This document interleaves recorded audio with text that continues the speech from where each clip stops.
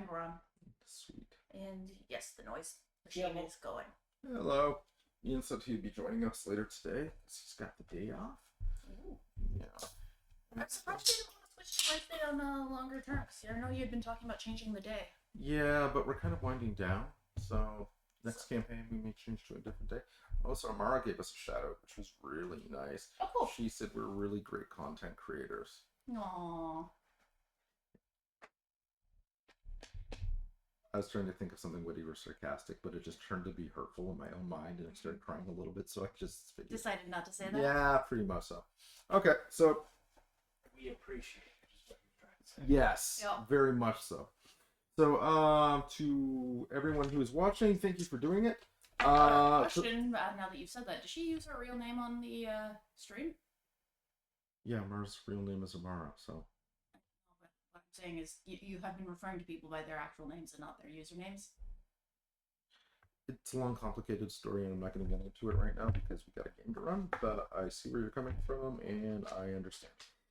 Okay, so, for those of us who are just tuning in, Charlie is playing Declan Street, who is a sighted street detective working for the Court of Blades, and Mariah is playing Lucas, who is a member of Winter Knives, which is basically your breakout rocker band for Fey Nightmares, and currently enrolled in the Battle of the Bands, where they've had several competitions, won each of them, and only during one of the major events did a whole bunch of people get killed.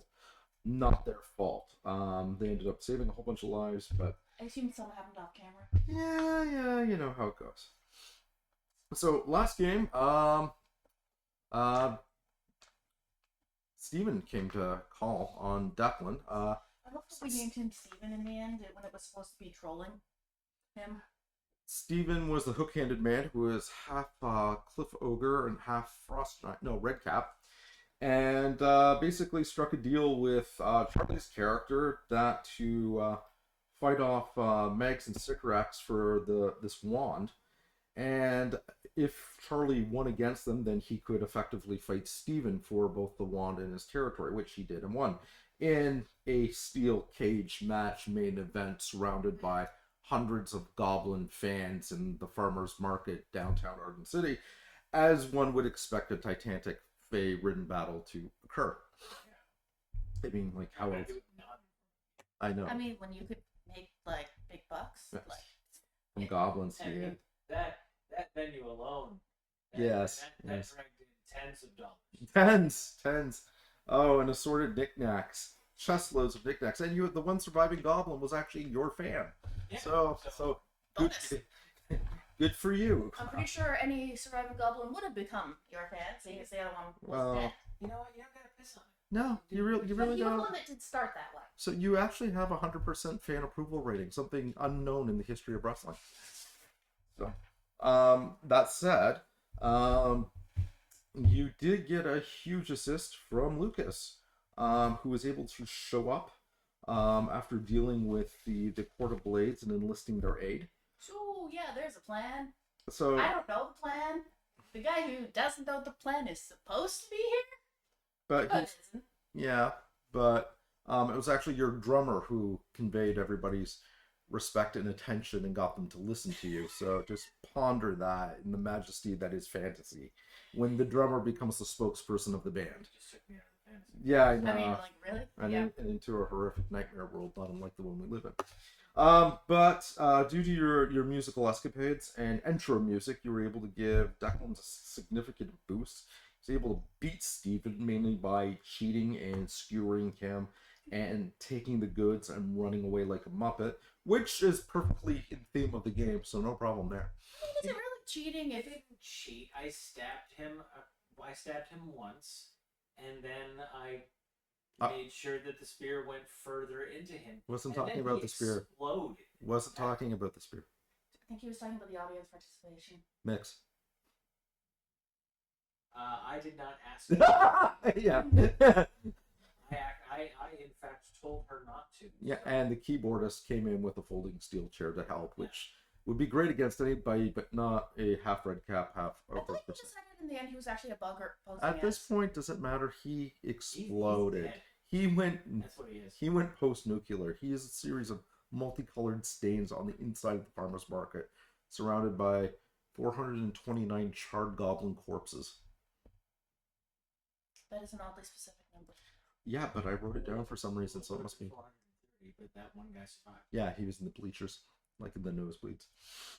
I mean, and you technically didn't say you wouldn't get help. So, moving along, as you guys made your way out of that, you got a call from Maddie, who was approaching the church on the hill and encountered several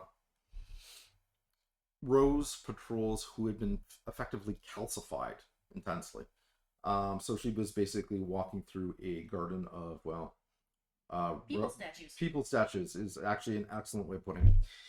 And on top of that, you learned that the kid and the old man were effectively a dream. The kid was kept inside the Arden by the roses and the blades and kept asleep, but he has woken up and he is on his way to that church if he is not there already. And you realize that the king is effectively the linchpin holding everything together. Or that will. That will. So, things that are currently going through your brain, your character's brains right now, you've got the King of the Lunar Council, who is either at or arriving at the church after transforming everybody into basically large calcium and salt deposits. You've got the Battle of the Bands, which is actually falling on today, which is kind of sort of critical and important. Because record contract and also unexplained mystical things that Moxie kind of hinted at. You also have the Roy good guy or bad guy and Babs situation, which may or may not need to be rectified. Because time is pressing and Mordecai and somebody you know who is a shapeshifter basically backstab Babs and made off with her in a hairpin. And that is kind of where we're at. So at this point, you know, we don't see the cottage. It's gone. Like the camera zooms in, and where it once stood for all the other previous games in front of the condo, it's just not there anymore. Funny enough, the condo is very much there. But the buzz of activity, especially, you know, as the winter is finally breaking into an early spring, isn't what you'd think it is. It's odd because just as the sun kind of is breaking over the horizon and you're seeing it cast shadows in the first lights of dawn striking, you see the homeless guy in the corner there, you know, stout guy, heavy jacket, and he's not moving. And as the sun kind of goes a little bit higher in the sky and pans out, you see that it's not actually a homeless guy. It appears to be a really nice, effectively, statue of the homeless guy.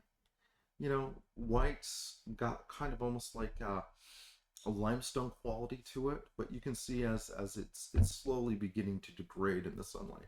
You go past the little park, you know, with the slides and the teeter-totters on the way up the hill, and you can see that there's also a very similar statue of a mother with two kids, one on each end of the teeter-totter, just kind of frozen in space. And it's that same kind of calcification, white limestone look to it.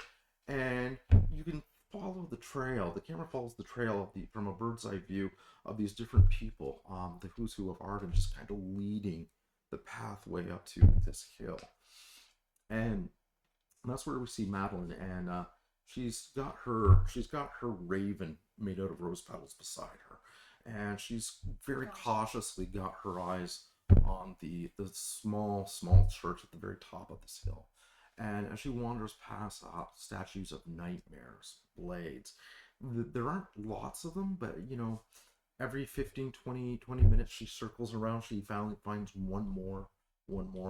And she's got her phone out, and she is talking to the two of you, letting you know what she's seeing and what's happening. And that's when the camera kind of cuts to the other side, and we effectively see a food truck out in front of the church. And it's called Burgers and Delights on the outside.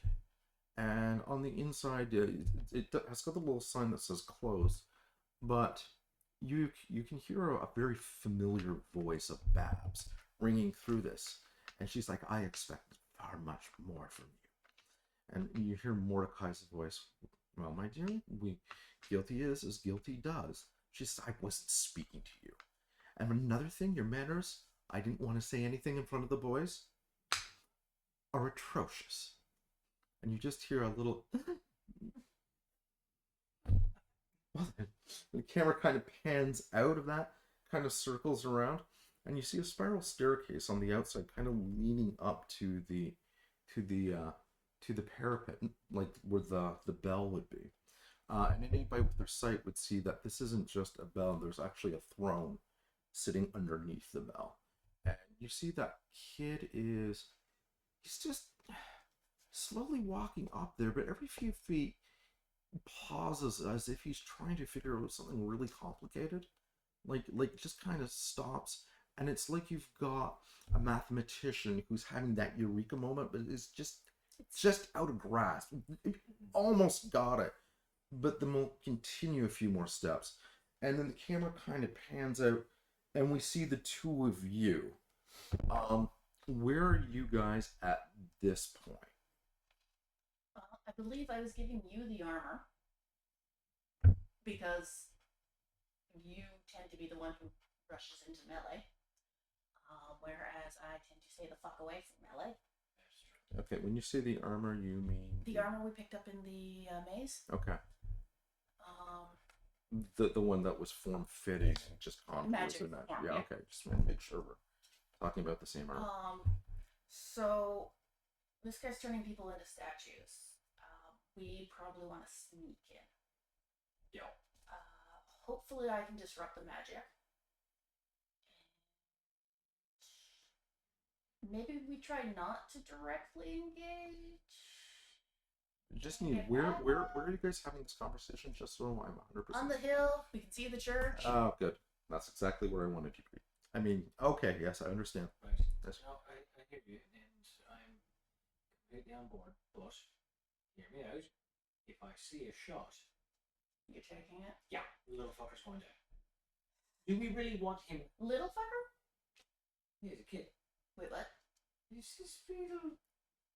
My character didn't see the shit. He's a teenager-ish, 17, 18 years old. He's a veritable giant! Nay, 5'4", if not 5'6" at the very least. Yes. He's huge. Not as huge as you, but... Quiet, please. Right. Sneaky. Are we doing that now? Yes. Oh, I didn't know the plan had been initiated. Yes, precious, be quiet. You must be silent. Hey, Percival. Like an invariable shadow. Hey, Percival. Shh. Hey, Percival. Yes, Lucas. We're gonna need help. So if you could go maybe tell the Rose Court and Blade Court that we need backup because the King of Frost? The Lunar King. Lunar King. Right, Lunar King. Brain fart. Like hopefully I can disrupt his magic, but I don't think we can take him out on our own. What do you want me to tell them? Help. Tell the Rose Council that the Lunar King is closing in on his throne, and tell the Blade Court that this is where the fight is. Oh, I see. Yes, absolutely. Very well. Precious, a top secret mission of the utmost subtlety awaits. Oh! And you see him scampering off on the squirrel as they kind of dart through the woods and go back down the hill.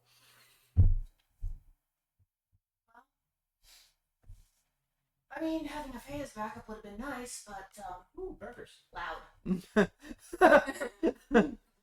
Food! Okay, I'm making you both roll notice for this one. Okay, I'm having a burger before I go kill myself. Three. All right.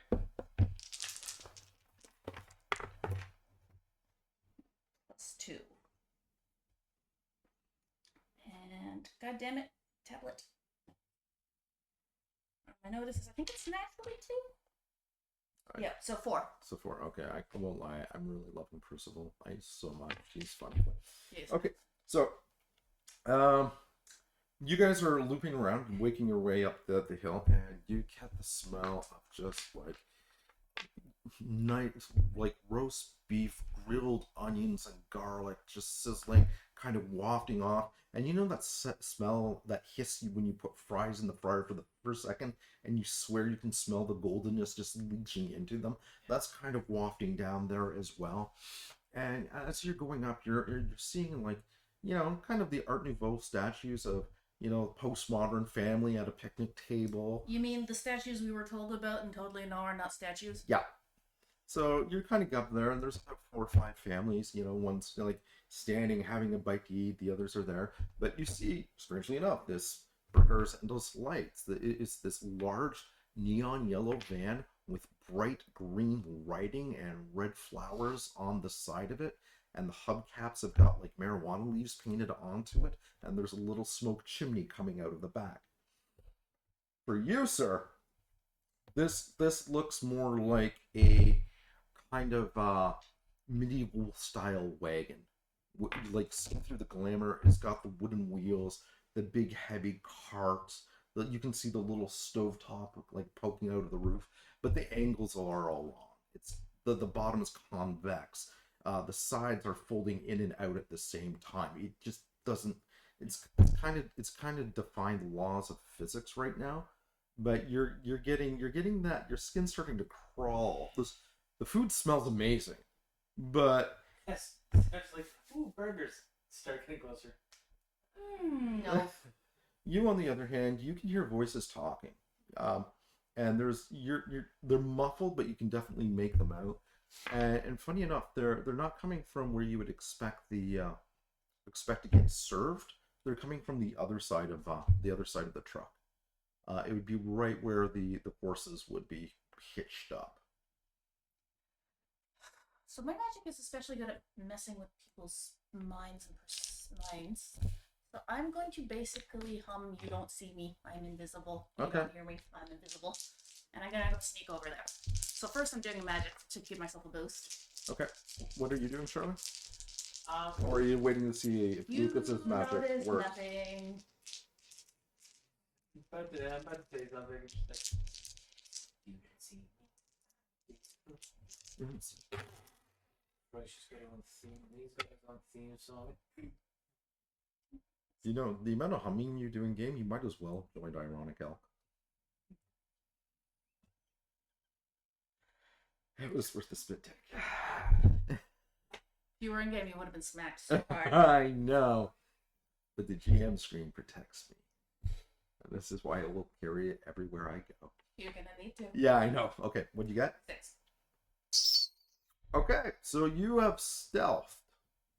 Well, I haven't made the stealth roll. I made the boost, the advantage roll. Okay, so you're humming in key. The music is resonating. You're actually attuning it to the sounds around you, and you kind of got like an acoustic Nirvana kind of vibe going on with it. All right. Was that with the raise? Yeah. Just gotta walk up to the back of the wagon. All right. And now I make a roll because I need those boosts because I don't actually have the stealth Okay, skill. you got your slink. I take it out, so it's in the. So I rolled exactly 0. I'm using both boosts All right. For stealth. for stealth. Okay, that's great. And I sneakies and try and listen. All right. So as you do that, first of all,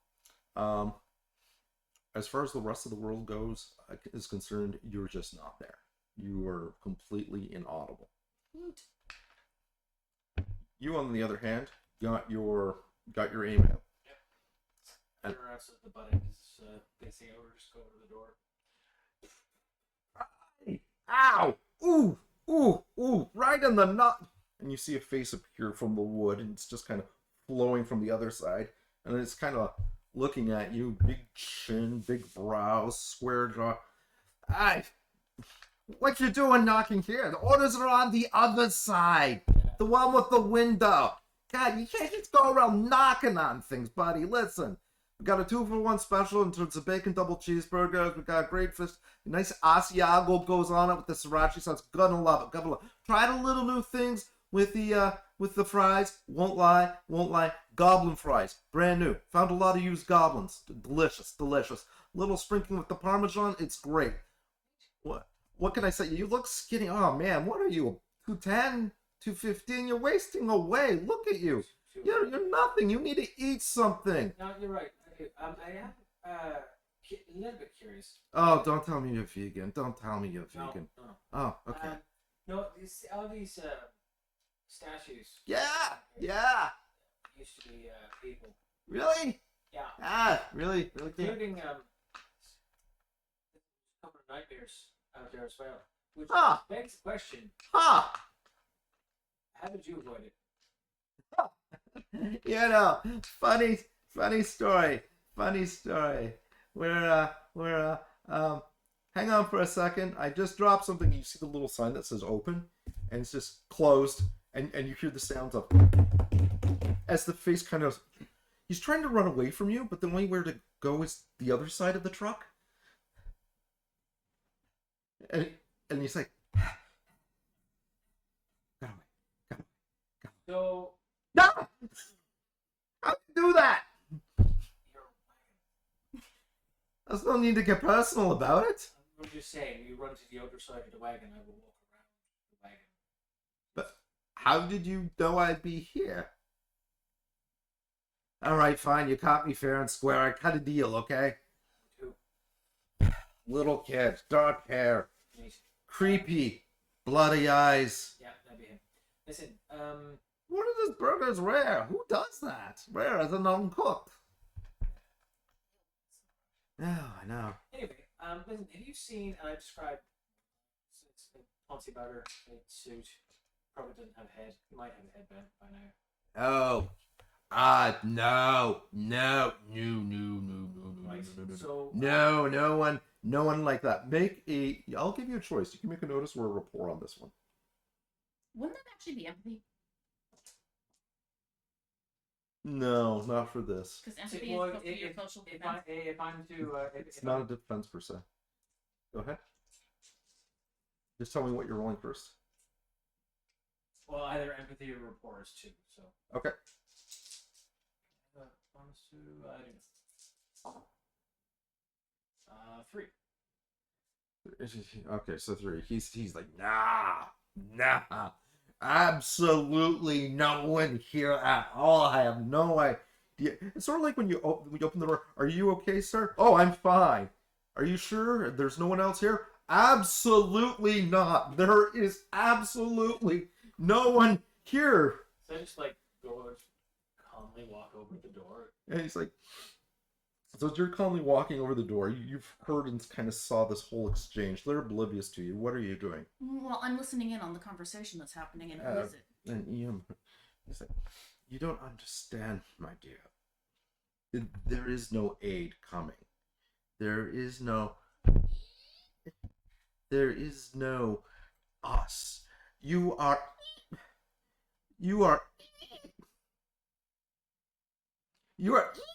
Will someone shut the damn. Oh! So who is it? It's Mordecai. And Babs? And Babs. Does Mordecai have a body? Oh, Mordecai has a body. Mordecai. Declan. So good to see you. You can also see Babs. You both can see Babs. Babs is in a mason jar.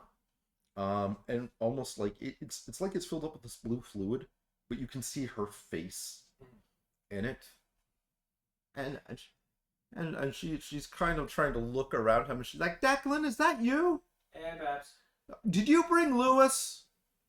I did not. Good for you. Finally, somebody who listens to me, unlike other people. We were having a delightful conversation. Oh, if you were... While Mordecai's distracted, I'm going to grab the Babs jar. Okay, go for it. I'm just actually imagining, because you're still outside the wagon, I'm just imagining like through the window, just arms. Go for it. What, stealth? Yeah. It depends. Do you want to be like super sneaky, or do you want to do a football grab, run, and pass? I'm going to wait till Mordecai isn't looking, and I'm not going to be super sneaky about it. I'm just going to fuck it. All right, fuck it. So athletics then? Athletics then. Interesting enough, the word fuck actually means to hit. Huh. German. Mhm. It's derived from Germany. I rolled a You watched the same 5. episode I did, didn't you? I rolled a 5. I need you to roll for athletics. Is this like a dog roll? No, not at all. This is like a Blood Bowl roll. What? Just roll for athletics. Am I dodging? No. 0. I said I was grabbing it. I didn't say I was passing it. Okay. Sorry, it took me a minute to figure out what you were getting at. Yeah. No, I read it as you're handing it off to him. No, I'm just grabbing it and getting the fuck out. Okay, then. Yoink. Bye! So as he's turning to you, you notice a couple things. First of all, he's got a mechanical body. It looks very, very similar to like imagine the Iron Man outfit if it was made out of oak and twigs and stone and bound together with vine. Like it looks like that really nice exoskeleton if it was put together in the medieval time period with somebody who had only seen the movie very briefly. But it's kind of, you're like, okay, he's can either kick my ass or, I'll set him on fire. I don't. It's that he kind of turns to you, and you see the weirdest thing. You see these.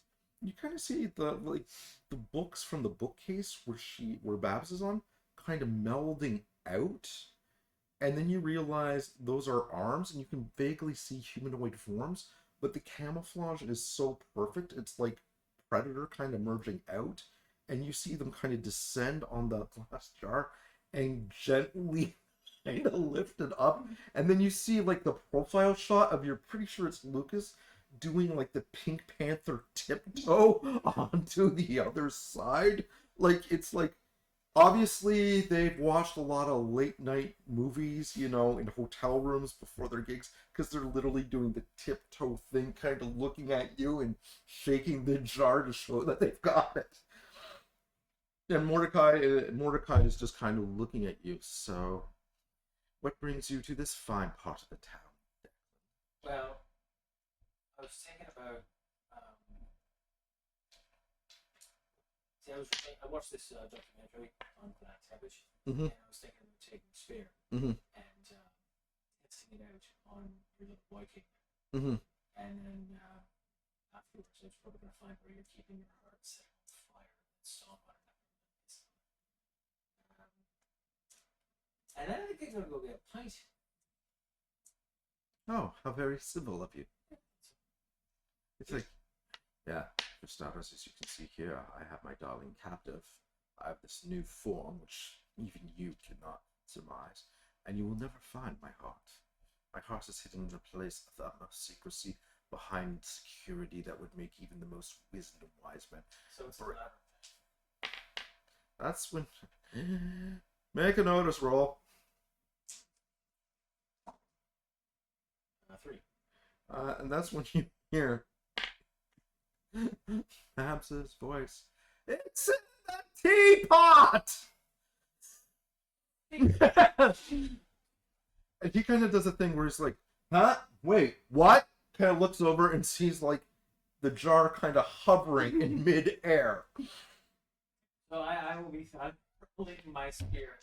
Okay.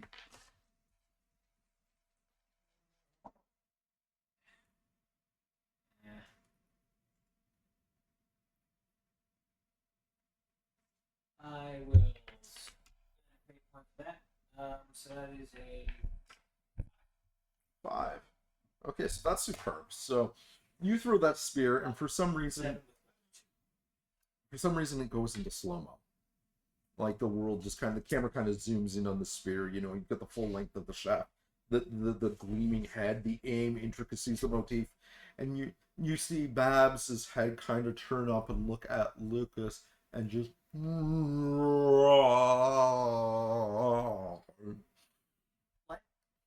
Run, Run. but very slowly.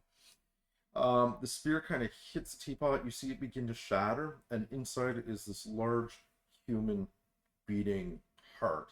It hits the one side. You see the sploosh, and that you hear that sound like wet tissue paper being torn open as the spear kind of thrusts through the other side, and there's the explosion of heart juice as the shaft goes It's called blood. all the way through. No, we didn't pick him. I want to go to the board on this one. Can somebody please Google heart juice for me? I want to make sure that it is in fact blood, because art student biologies was not my jam. It could be formaldehyde. Can we just go with heart juice? Thank you so much, Nita. Oh my god. And so it goes through, and as it does, But I there's need to know if it's clear or red heart juice. it's red heart juice. Okay. You just hear like a sound like porcelain shattering coming from the inside of it, and just this boom as this kind of like sonic boom emanates outwards. So when Bab said run, I booked it. okay, so roll for your athletics.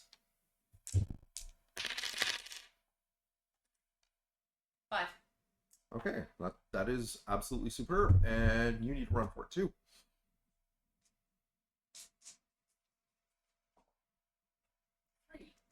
3. Okay, that's pretty good. So you do the famous Tom Cruise leaping, through the window about yay big, tucking Babs's into your chest and rolling on the outside as the one side of the wagon blows out, and you hear that wooden voice from the head just scream in pain. You, on the other hand, are The Bab's head or the Mordecai head? No, the guy, the talking wagon head. Okay. You, on the other hand, are able to make it right through the door just before it blows apart and kind of duck down. Parts of the door go sailing overhead, splinters go by, and you see the body of Mordecai lurching towards you. The head is just glaring at you as the flesh starts to calcify. And you can see like the streams of flesh just peel off. And underneath it, it's just the salt and calcium, like the other statue. It's like, you think you've looked at it. You think you're so smart. I've waited centuries, and the king will rise. Here's the thing you don't quite understand. See, I told you I wasn't an assassin. I'd kill you for free. And he just kind of looks at you, and with those eyes, and they go really wide. He's like, this whole time, and the head just kind of caves in on itself. And that's when the body starts walking towards you, but the arms are kind of flailing wildly. It's sort of like Danger Will Robinson, but yeah, I'll just it's kind of walking into the wall, like pounding on the stonework, twisting, walking, arms flailing. It hits one of the statues of one of the mothers. It shatters into dust. Ooh, just in case they're rescuable, let's not let it break any more people. go and grab my spear. Okay.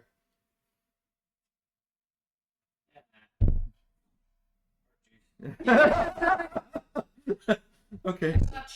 So, hey, so heart juice. So, go over to the Heart juice is now a thing. Okay, Apparently. you go to the thing. go over the body.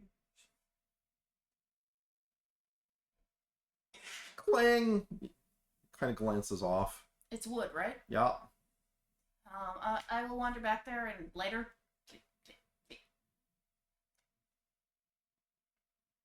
Is it burning? Is there any grease No. in there? Literally, the wagon is flat right now. It's Go grab a piece of the wagon, light that on fire, stick it on in the body. Are you using dabs and stuff? Yeah. Yeah, it catches. It's catching, but good. So now it's wandering around on fire, flaming, trying to pat itself out. Yeah, so I'm just gonna keep it away from the people, just with this with Stir the stick. lamp and just like poke it into the street. Okay, so I'm gonna say in about 10-15 minutes, it eventually slowly burns, and it's kind of like, okay, a little left, a little right. Oh, Lucas no, is there with the head. Babs is I looking turn at the him through flaming and- body, looking at you, and is just giving you like the raised. It's sort of like your mother's like, do you really need that last piece of pie? Giving you both that kind of look. Alright, look, if you let it flip around, it already destroyed a mom. Right. And she's kind of nodding and acquiescing. it collapses in on itself and becomes a pile of ash pretty soon. I'm asking Babs if I can open the jar if that'll if that's booby trapped. She's like, I don't. They took me out of my body. So don't open the jar? She's like, no, don't open the jar unless you have another container. Okay. Glad I asked. She's like, my body is very easy to find. They put it in a wooden chest in the wagon beside the bookcase. You see the smoldering remains of the wagon. Nudge, toe kick. The remains of the chest, you touch it. Like IKEA furniture. Did you find it? Yeah. Yup. Okay, all you need to do is use the hairpin. It should be lying around somewhere near their chest. And you find this long metallic hairpin. And just dip it into the jar and just put it into the body. The body is ash right now. Does the body need to be in body form? Yes, whatever you do, don't damage it. It must be in the same condition I was taken from it. Perhaps, so I'll have the pin. Perhaps I don't know how to tell you this, but they destroyed your body. Oh. They didn't. They did. They didn't. There's nothing here. Those monsters. Right? Those brutes. Oh dear. How Do you even have a part? You know what I do actually? It's closing on 15%. How are you at kicking someone out of their body permanently? Well, I mean, you know, it's a matter of consent, and I don't want to. Right, but what if it's a Lunar Council? I've never done it before. It should be possible. Okay. You gonna stick around the king?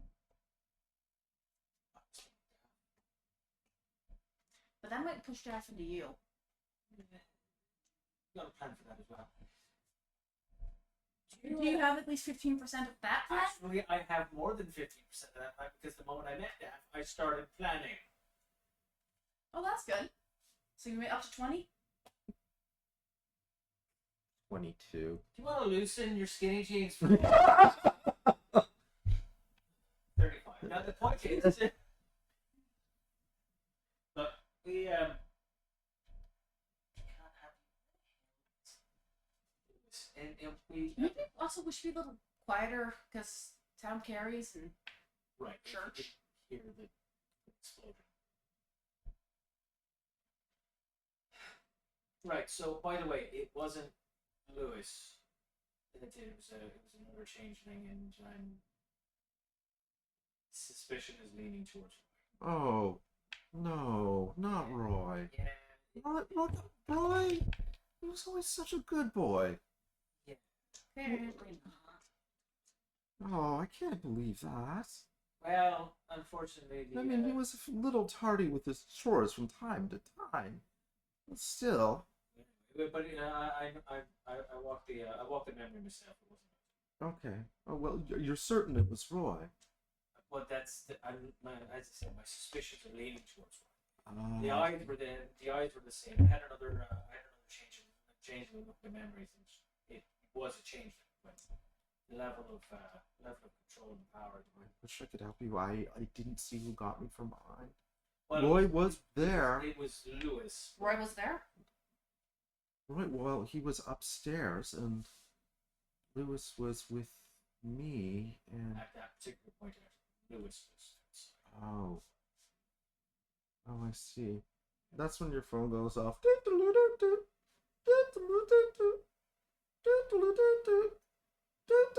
Oh, my phone. Click. Hey! Guess what time it is? Go ahead, guess. This is. Foxy. Hey! Declan Street, my favorite street. If I had a name of a street, I would name it Declan after you because you are too cool for school. Mi amigo, mi compadre, mi Goomba. What's shaking, my man? Not too bad, not too much.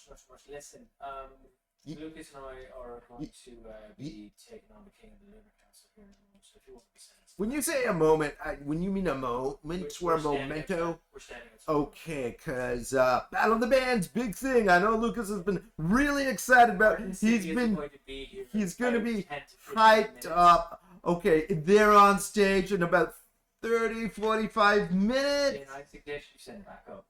All right. He'll be here in 30 to 45 minutes. That's what I'm hearing. Not if you're back up.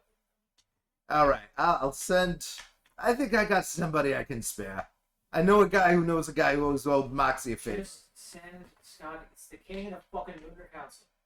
Yeah, but Battle of the Bands is a. Is Lucas there? Is Lucas? No. Lucas? No, Lucas is not there. All right, just remind him. Battle Bands, 45 minutes. 45 minutes. Battle of Bands, big deal. Contract, records, vinyl.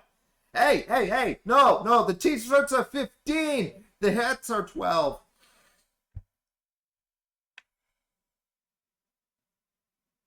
So we have 45 minutes before the Battle of the Bands, so I'm recommending that this fight take at least 2 hours. Okay, but I gotta get to the. Priorities. I know. The battle cannot happen if the city is not here. Yeah, but if I don't make it to the bands, I might not be here after either. Roll for contacts. By the way, do you 3. remember what we sent mixed CDs? Yeah, we're going after Roy. All right, I'm gonna call. Okay. Why have I forgotten his name? Zed. Okay. You're calling Lewis. We'll use that in a second. You get Lewis on the phone. I'm not paying $14.95 for parking. I don't care if it's a park during. That is obscene. No one will pay. Well, why? Just a moment. Oh, Declan, just a moment. No. Why can I not pay by the half hour? Why can't I? This is city property. You can't charge a flat rate for a whole. Yeah, Declan, he's like, this piece of filth is trying to highway rob me. He's telling me 40 for a flat rate. No, he's not. I misspoke. I'm sorry. My apologies. I'm very worked up right now. Yeah. Yeah, he's. I need you to get in front of the stone church, like now. The one on the hill? Yeah. Okay, I have to go up by foot, but yeah, I'll. You were driving the house. Well, How long will it take? Well, I just can't leave it in the middle of the street, and this doorknob wants to charge me Drive the 14. house over here then. No, I'm talking on the phone. No, you raise your voice. I'll be there as soon as I can. I've got Babs. And he's like, I'm on my way. Okay, you're calling Zen? All right. Hey, did you guys find Roy? That's when it's like, who is this? And that's when you hear the sound of something like shattering and an explosion overhead. The fuck is, where are you? Where are you? Is that Lucas? Yes. We found Roy! And you hear something that sounds like gunfire going off, like from a semi-automatic. No, Mix! Use the other one! The other one! No, the thingy thing! Oh, God! And you hear this in the background. I think I got him! I think I've got him! Oh, God, he's coming back! Where are you guys? We're down in the warehouse. We're about 10 minutes from the Battle of the Bands. Don't worry, we'll be there on time. We've got this almost under control. We're under control. This is not going on. Where is Mr. Buckley? He always has the answer. Nick, stop fussing about your dead guitar. Wait, he's dead. And then you hear like the sound of like it sounds like a brick wall colliding with something else. Roy killed it. No. If he's working with the Lunar Council, technically. This is true. I got him! Throw the Molotov! The other Molotov! I'm not sure I want her going in. Oh no, I think we got it. I think we got. No, it's okay. Oh god, he's. Oh god, what happened to his fit? Lucas, can we call you back? Click. This. So, they might need help. Gesture, vaguely gesture. I know! The good news Do you is. really think us two can take on... Well, right now he hasn't completely consolidated his power, so he's not like completely entire blade cord needs to be there in order to take him down unstoppable. And we've got a pretty damn good track record for. On accounts numbers, this is true. And they did find Roy. They absolutely Well, found Roy. they did find Roy, and apparently there's something wrong with his face. Is that what the ruckus was? Yeah. Okay, so he was definitely evil then, because I've seen Roy in a fight. No? Roy is a master of the ancient kung fu art of the turtle. Okay, got it. So yeah, so then he was slowly faking it. Yeah. Okay, so. Well, I'm thinking, we've got a message sent to the actual. Okay, so I guess we. Lewis is on his way. He knows Babs is here. Okay. I'm guessing Babs is not going to be much help in a jar. I'm right here, and I can hear you both clearly. Do you have any advice about going after this prick?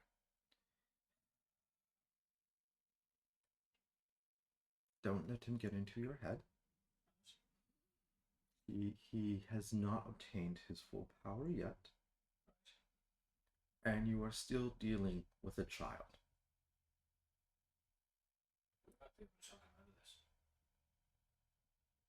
When have children ever listen to reason?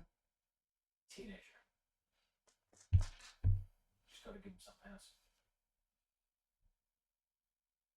And that's when you hear the sound of like trees being pushed and the ground is starting to tremble just a little bit. And I'm looking at the source of the sound. And it's the house on the chicken legs kind of down at the hill. And Lewis is actually really smart. He's kind of using switchbacks to get back and forth because the hill is a big round rolling hill and you have to walk up the stairs. But the house is kind of ungangly, so he's coming, but he's also being careful because he doesn't want the house to misstep and topple down the side. Yeah. So he's going slow, but he's going steady, so he's getting there. I'm not walking. I'm booking it towards the house and handing off the jar. Okay, so he throws down a rope ladder for you two. You guys climb up. He's like, hey, couldn't lower the house. If I do, it'll throw everything off. I gotta stay up high. No worries. Found Babs. Oh, good. Where? Peculiar. Babs? Lewis? Is that you, Babs? Shake, shake, shake. Don't you dare. Sorry. I'll just kind of put my hand on his arm and read him. Like, use okay. So that is a 5. So what are you... Is it actually... He's passed. Oh, yeah. So you get him trying to navigate the house. He's like, oh, shit, oh, shit, oh, shit, oh, shit. No, it's okay, it's okay. Other side. Oh, God, I'm just so glad Declan will never see this. And then it flashes back even further. And it's like, there's this really angry parking lot attendant who is waving a flyer in his face. And it takes a lot to get Lewis's goat. And you're seeing, like, Lewis has fought by you side by side, faced horrific monstrosities. And this little prick is the one that's making Lewis break. You see the lion teeth coming out at one point. Then it fast forwards back, a couple more hours, and he's in a bubble bath with a little shower cap on, and the phone is there, and he kind of puts Katy Perry on hold from the Ghetto Blaster. Yeah, what do you want? Oh, Declan. Yeah. And fast forward, and you see him doing a blade patrol, just outside the perimeter, helping out other people. But everything is just very typical, boring Lewis. Yeah, well, I can go back as far as I can, as long as it's him. It's totally him. Yeah. Alright. It's like, Good. of course, who else would I be? The changeling that impersonated you. I meant beside that. Well, that's the one that we were was worried it. about. Okay, well, fair, I can't. Would you be more comfortable in, I don't know, like a kettle or a teapot or a vase? And she's like, no, mason jar is fine. Speaking of comfort, any kit here that might be helpful? For comfort? I'm talking to Babs. She knows we're going to fight the... Like, what are you looking for specifically? We're fighting, like, a legendary level Fae. Do you know what his banes are? And she's like, no one knows what his particular bands are.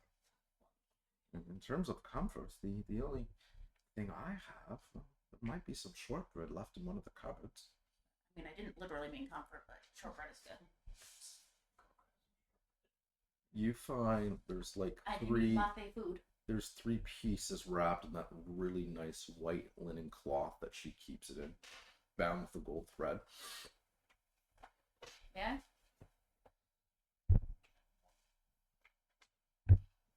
Nom nom nom nom nom nom. Is it magic food? It is magic food. Do I have to roll on the table? Yes, you do. Completely random or hers? Completely random. Okay. Now, This one's the 10 digit. All right. Ken will 46. Okay. You gotta find the table? I gotta find the book. You didn't bring the book? Who are you? It's in the back room. I'll get that in a second. You were saying, Charlie? So I'll hand the needle. Yep. Don't lose this. That's how we get her new body. And he takes it and he takes like the napkin that the shortbread was with and he kind of wraps it up and puts it on. He's like, I will guard this with my life. Also, while you are here, just kind of guarding her, would you mind with Babs if you could help out with this because you know which books to look into? Any sigils that will sequester an invading spirit into one specific item? Sequester? Trap. Oh. Yeah, no effect. You're fine. 46 has no effect? Yeah. To be fair, it is really great shortbread. It's buttery, it's not too dry, you know, it's balanced right, it's just got a little hint of lavender and honey just in the corners. I mean, as far as lavender goes, I mean, homemade shortbread, this would probably be about 4 or 5 stars. Yeah. Is for the healing and harm table? It's 46. Yeah, no, I'm sometimes like, what one has no effect in the middle of it? That one, apparently. No shit, X. Okay. And so he's like, I will guard it with my life. And you get to closer to the, you're about a 5-minute walk to the front door of the church, if that's the way you want to go. Yep. And at this point, I am like singing disruption. Okay, go for it. I'm not letting this guy sneak up without. Just straight up, I'm disrupting every magic as fast as I can. I would like to spend. I would like my fate points. Oh, make sure you got them. Nope. How you doing, Ian? Hanging in there, buddy? I would like to spend one of those fate points. All right. I'm just gonna do a flat +2.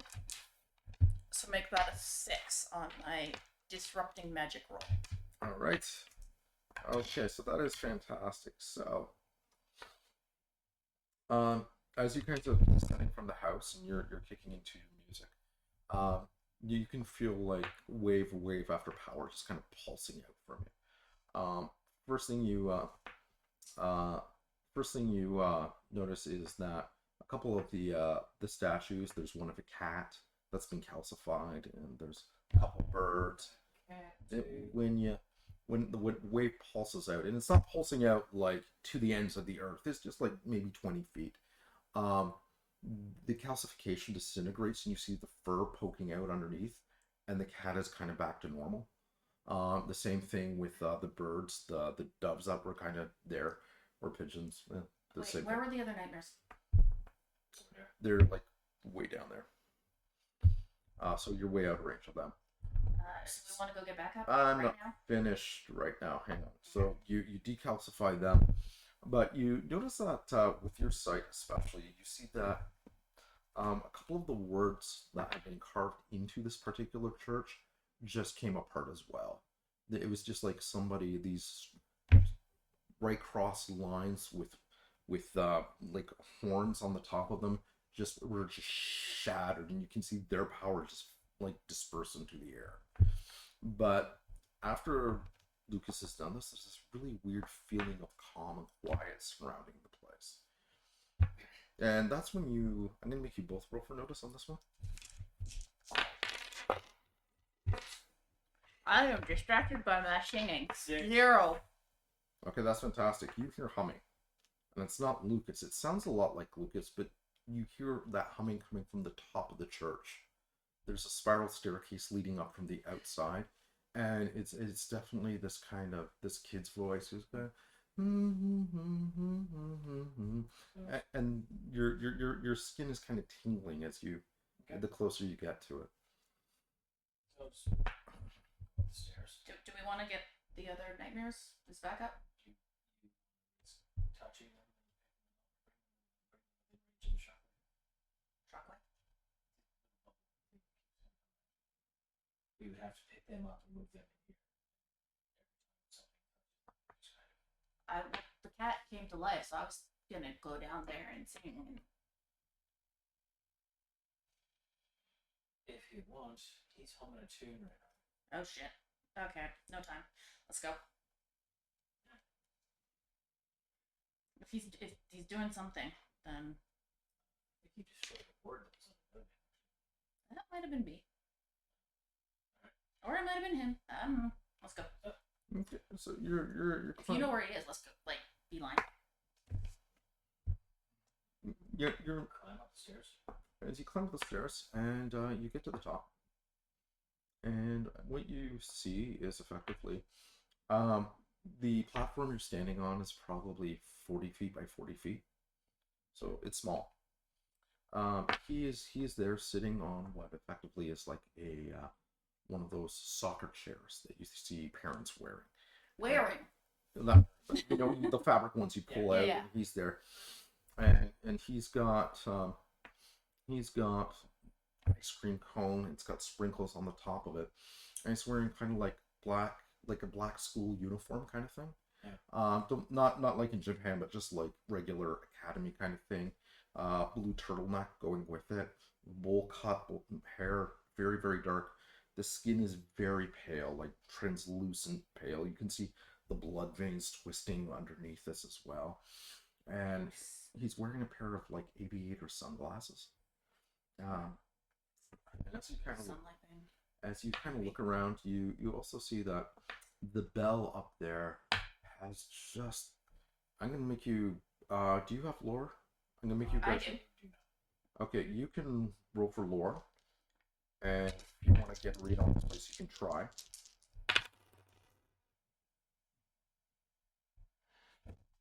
I rolled no. Okay. I don't know if it's worth spending another fate point on.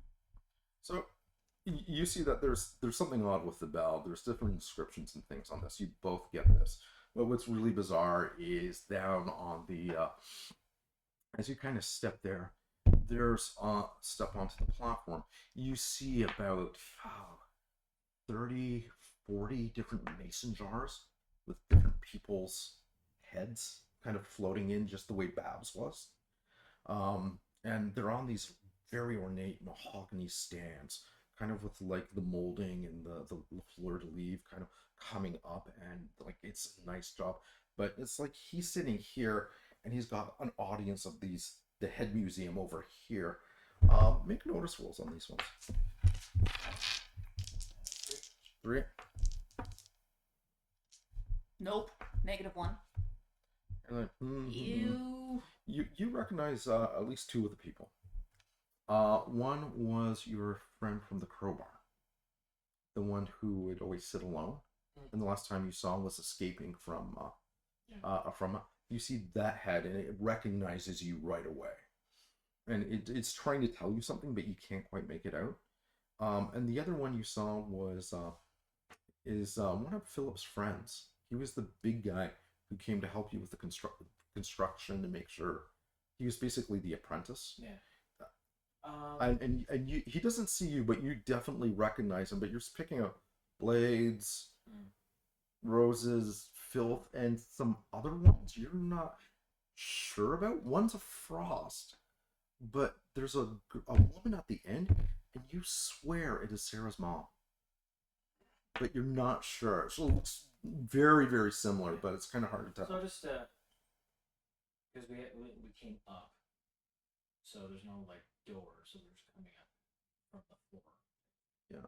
So just like once my head just kind of picks up. And you kind of do that, and the Les Nessman knock. All right. Hello. Oh, hello. Sorry to interrupt. Oh, no interruption. I was just singing a song and reading my book. Actually, it was quite a lot of noise. I came to be someplace quiet, and, Yeah. with my friends. Are you my friend? Do you need another friend? I always have room for more friends. Please have a seat. And he kind of gestures, and like these two chairs form out of the stonework, building themselves up backwards. Oh, thanks. Listen, just want to talk, but I don't want to end up like that. So could I get your word that that's not going to happen to me and my friend? Oh, you mean my friends? Those are souls in jars, but yeah. Well, not really souls, but it gets complicated. You can call them souls.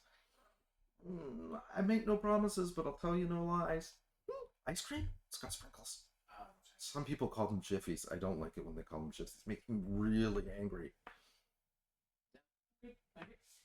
Listen, what exactly do you want here? I want everything. Got a bag in it. Oh, no, you see, I was minding my own business. There's this really, really, really awesome forest. It was so nice. And there were all sorts of magical things to play with. And they would make me laugh, and their laughter would just keep me just so warm inside. And I could run and play, or maybe it was screams. The two confuse me. They're very similar, you see.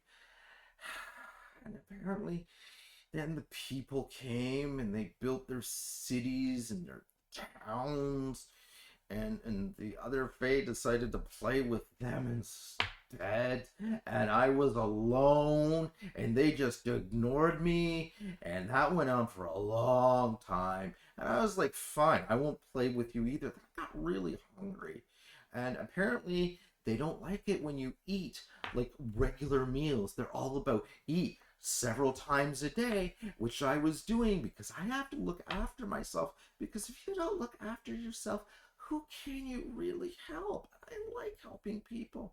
So I just helped myself to a few kids here, some old people there, and and eventually, my friends came and we had a good time. And then those blades showed up and they just pushed us out for no reason. We had a system. Everyone had their own place. We would play games. We were happy. But oh no, can't let me have my fun. And things got awkward. And there were a few misunderstandings. I had to kill a few people, but they kind of had it coming because you either eat or eaten rules. And then I got really tired. There's this big party. I remember the party. There's a lot of blades at that party. And there are a lot of LC. That's what I call lunar cows at the party. And I got sleepy. I think I left it early, And then when I woke up, everybody was gone. And I'm like, who ditches their best friend at a party and then goes away? And then I woke up and there was nobody I'm there. going back down the stairs. Okay. And I'm calling Moxie. Okay. Hey, hey, hey! Moxie Outline for all the Moxie news. We're about to kick it off in no less than 15 minutes. Battle of the Bands. Hey, Moxie. So, you were kind of hinting there was something mystical about this. What? I need more information. About what? The Battle of the Bands. Oh, yeah! This is where you tell me. Oh, right. Okay, so you know we've been having a little problem with the Lunar Council thing. Mm-hmm. Well, I figured out what was going on. Somebody dammed up one of the ley lines, but good. Okay. And put a huge blockage on it. Okay. Problem is, ley line blockages, they kind of exist both mystically and physically and spookily. You read me? Sure. So, problem is, magic from blades won't be enough to pull it off. And magic from roses won't be big enough to pull it off. And magic from mortals won't be big enough to pull it off. But you know when you put three great flavors together, what you get?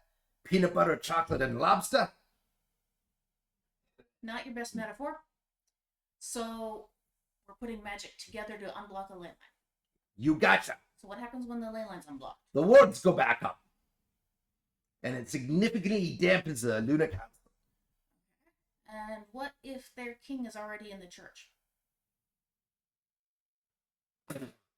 That would be really, really bad, but we don't have to worry about that right now because he's not in the church, right?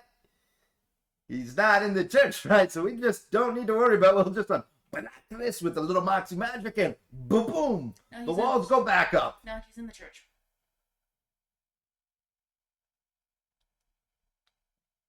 Excuse me a moment.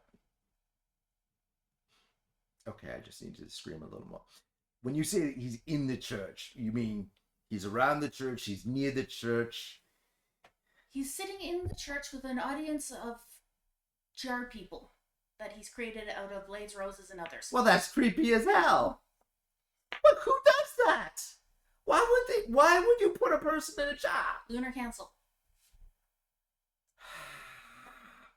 Those morons always screwing everything up. They're weird. Weirdos, I tell you. Okay, so, real easy. What you gotta do, get him out of the church. Okay.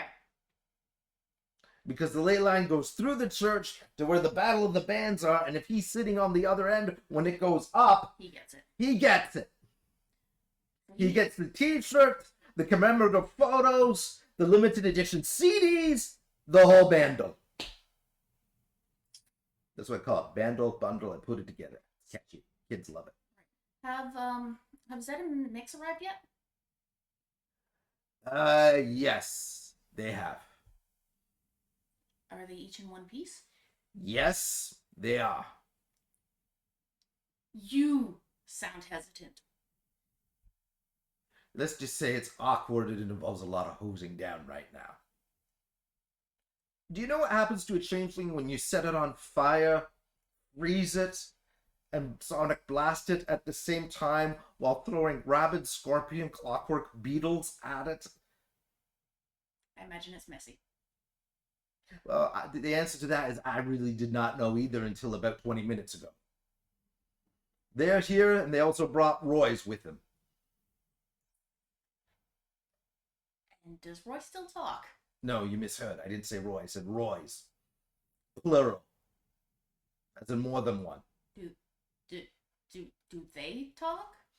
It's really hard to say. They're in several milk jugs right now.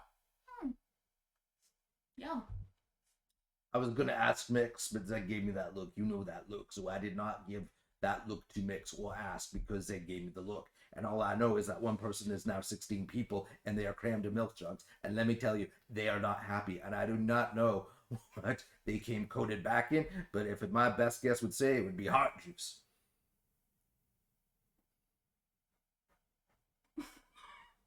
Bex, you're really going for some mileage on that one, aren't you? Just play the damn game, alright? You make it so hard sometimes.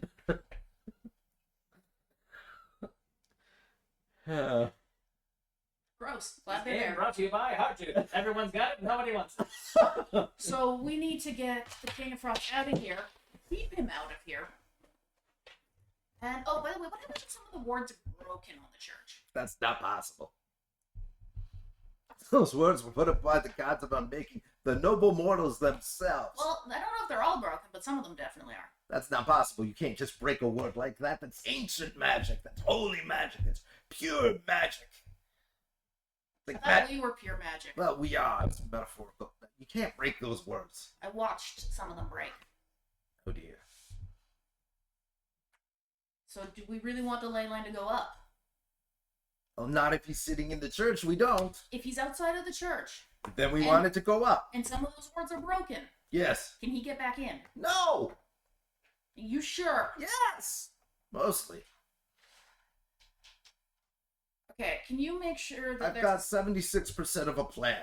It's working. Moxie, Mm-hmm.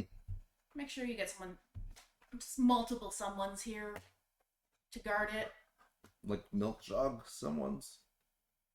Oh, okay, yeah. Oh, fine. I know a guy who knows a guy. He owes me a favor. I'll send him as fast as I can. Speaking of which, you've got 15 minutes to get down here. You're on stage soon. Well, we don't really want me on stage with the Lunar King on the throne. All right, you got a deadline. You said you left downstairs. Mhm. Yep. I, So this is happening in parallel too. While I'm just making small talk and while he's going on about it, I'm just going to send you a text message. Just like, go to Lewis and grab that. So kids going up. Question. Okay, I'm gonna text you back. We need to get him out of the building. Working on it. So Grab the needle. one thing you get from the kid On it. is that his interpretation of the big push out was it was a party. Mhm. It was fun. When he said it was a party, that's when I left. Yeah, people were screaming and dying, but for him, he doesn't seem to have a lot barrier between suffering Yeah. and Glee. glee. It's the same thing. So he goes on and he's talking to you, and he's offering you refreshments, iced tea, ice cream, They might be goblin legalized. fries. I got them from the truck downstairs. Tempting. So are you here to kill me, Declan? That's what everyone says. You killed a lot of people, I mean, yeah. and some of them were my friends, True. and some of them were not my friends. So I don't know how I feel about that. Well, they tried. Should I be happy, I mean, they or should I be angry? They tried to kill me first. Yeah. So they just they picked a fight and they couldn't back. So. Yeah. No, because I've always won my fights. Right, but Always. they didn't. No. How's Daffodil doing? Did you kill her? No. That's okay. I like her. She's nice. She's embarrassed. Little baby with the Baby centipedes. Yeah, I love those. They're so cute. They got little fingers and hands. How do they do that? I don't know, but she does. Man, I want to get a couple of those myself. How about Steven? Have you seen him? lately, actually. Oh, yeah. How's he doing? The big glug? Also did. Yeah. It seems to be catching, huh? Yeah. Can I interest you in a beverage? I've got roses over there. Those are really nice and refreshing. I got some blades there, but that might be a little close to cannibalism for you, and I don't want to get weird. They got some filth there, kind of milky, weird. I thought it would be more of a gritty texture, but got some wild fay over there. Those have pack a punch, let me tell you.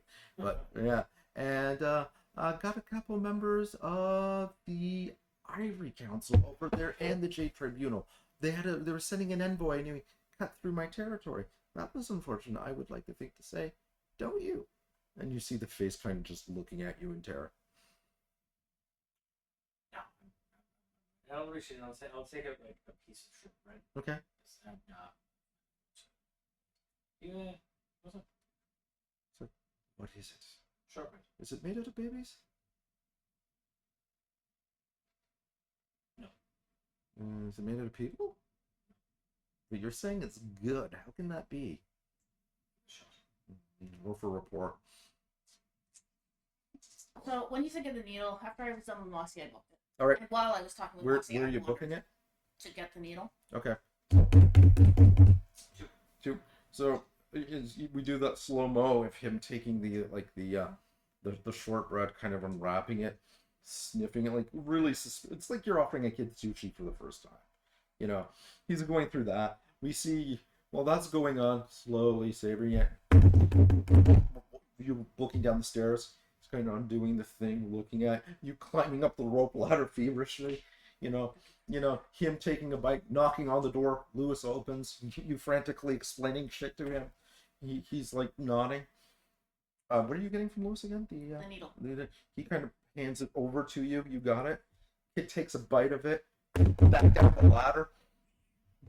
Yeah. And you see something weird. You like the zoom in of the face anime style. You see the lips and the little crumbs of like the shortbread kind of coming down his chin, and you see like his face is kind of contorting into like a smile, but it looks like he's never smiled before. So Wednesday Adams. So it's like, yeah, it's exactly like this.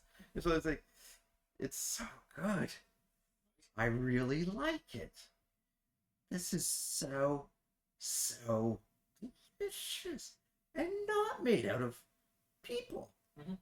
It's so good. I can't believe it's not people. And he starts like chowing down on Is this a margarine? the rest of it, and just like you actually, as he rears his head, you actually catch a glimpse of his eyes, and they appear to be like spider eyes. And you see that when he opens his mouth, the nice, like, perfect teeth of a 17-year-old whatever are just bristling right now. Like they have life on their own. And they're more like bone studs than actual teeth. And he's just kind of descending on it and devouring it. Nice. So you were here when the city was founded, yeah? Before that. Okay, and this is like one of the first like the property itself, one of the first buildings from the. I'm a big fan of history. So Yeah, I don't know about that, but when I was here, as far as I could see, was all mine, and everyone knew it, and everyone played by the rules. There has to be rules. Do you want to take a walk with me and show me exactly where? Because again, I'm a big fan of history, and unfortunately, your particular time is a little bit whippy. He stands up and he kind of points to the horizon. He says, "As far as I can see, that way," right. And then he points like to the that way, and that way, but not counting the park. We have a deal with the denizens who live there, but not the park. No, they were actually very friendly and they understood me and they made me laugh. So we got a deal. I wouldn't bother them. They wouldn't bother me, but we need to cut through each other's throats. You have to be a good neighbor and be civil, and I don't understand why everyone else is so unreasonable, but here we are. This is really nice. What do you call this? Shortbread. Oh. It's like, but don't worry, I'll be taking care of this soon enough. He kind of, looks over the corner and he's like, you see, it won't be long now. The sun is beginning to set, and I like you. I like you. You're nice. You brought me a gift. I think I'll spare you. Oh, thanks. But only you. And he kind of stretches out his hand, and as he does, you can see like the calcification emanating out from like a small corner of the church, and it starts creeping down the path. The trees are starting to turn white. The The grass. second I start seeing stuff calcify, I'm humming disruption shit. All right. Or outright singing, yeah. Roll for it. What are you doing? Because you're seeing it spread out like a shadow kind of. And he roll for rapport. Roll for deception. Okay, so Not on deception. Yeah. magic. Mm-hmm. 5. It's like you asked a 16-year-old if they would like to go with their really cool uncle to the strip club for the first time. Yeah, he is just. He's just. Yes. Son hasn't said yet. Well, no, yes. I would love another piece of. We do have time. It is very. Well, you know, it's always good to get away and get a Can little I bit. call you Uncle Declan, or is Decky more appropriate? Or I don't want to call you Slave Declan. It's too impersonal. Decadence. Yes, very well. And he kind of turns his back, and as he does, you kind of look over the corner of your eye, and you see Lucas kind of flailing there, but doing the magic thing, and it's like, undo. So slowly just like pushing it back, but his attention isn't turned on. He's like, he is fixated on the shortbread. Let's go for a walk. It's always good. It's always good to get your heart rate up before you stretch. He's like, I can't leave. I have to be here at this specific spot. Right, but we've got time. Oh. It's up a flight of stairs. Takes less than 30 seconds to get up. Besides, strapping young lad like you, come on. It's like, well, yeah, it's like, it's true. It's true. And he gives you like a pat on the back. Of course, he's like, you're here, he's here. So it kind of hits you in the lower back. It's like, I like you, Mr. Declan. You bring me shortbread. But yeah, let's go for a tour. I could show you all my handiwork. Oh, that'd be great. It's weird. I swore there was a cat I left here. Huh. Yeah. And so he kind of goes off. So, so you're watching them go that way, like they're kind of inching away. So right now the bell is up there with all the weird insignias on it. There's about 30 headless people on top of pedestals, and one empty lawn chair. Okay, so that takes me. What now?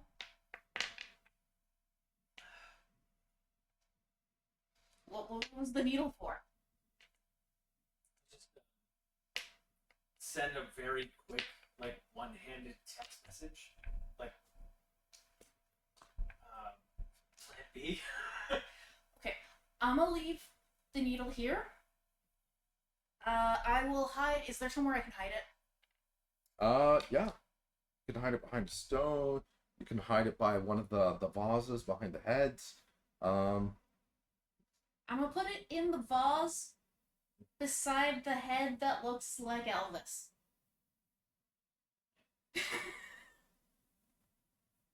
As you do.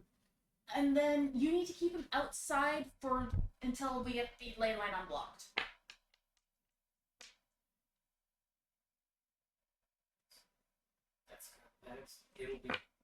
It'll be difficult because he needs to be in there when the sun sets. Well, I'm supposed to be on in like 10, so maybe we'll just start early.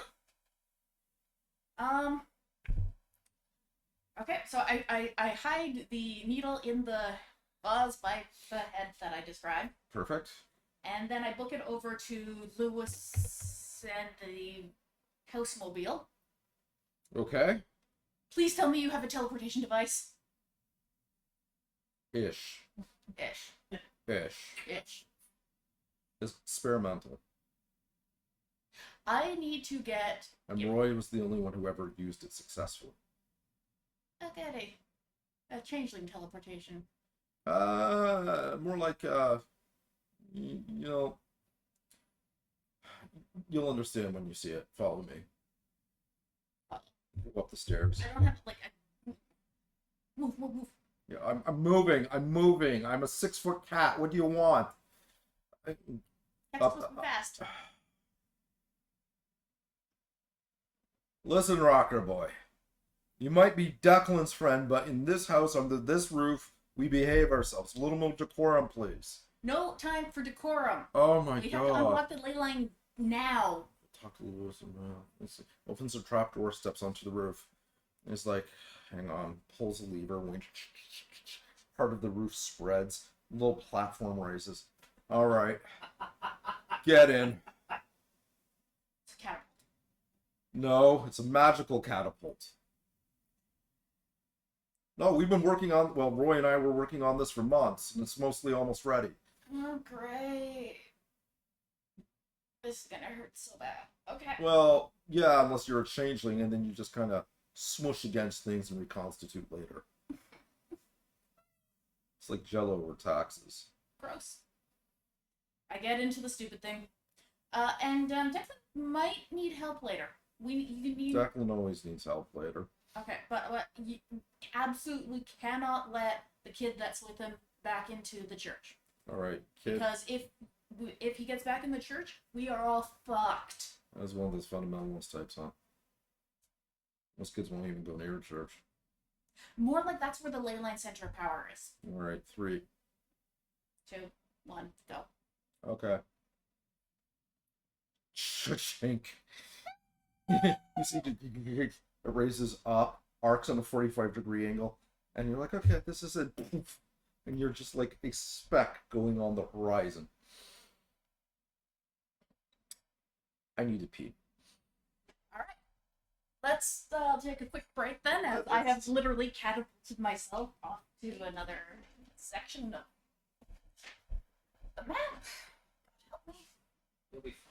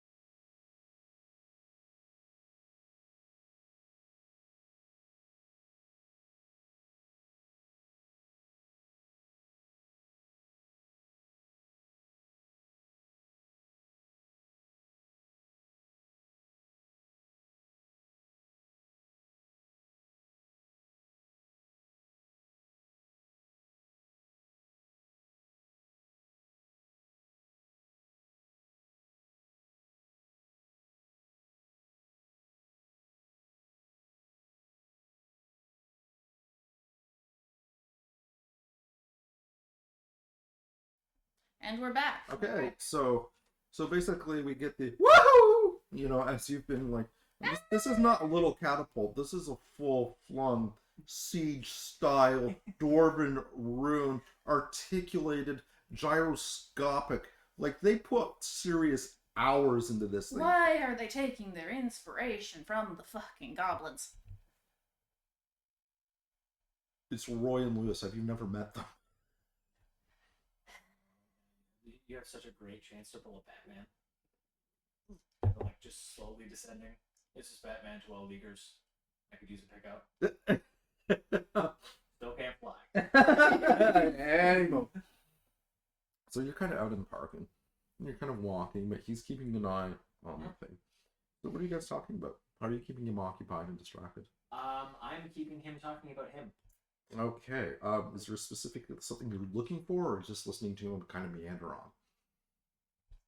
It's mostly listening to him meander on because he does do that. Yeah. I will keep it going by asking for details about something that he has stated. Okay, roll for investigation on this one. You're a detective. You should be good at this. I'm actually going to spend my last fate point for the private investigator Go for it. thingy. So Wait, you're already down. Wow, shit. Okay. I started at 2, and I haven't heard anything yet. So Yeah. 5. Okay, so that's superb. You think he's warming up to you as much as a shark could.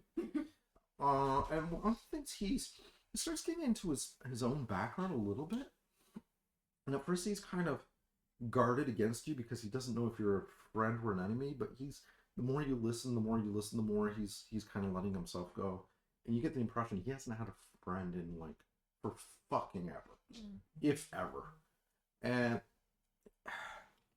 turns out, I wonder why. as the story kind of meanders, he paints this beautiful tapestry, and you can actually visualize it as he describes it.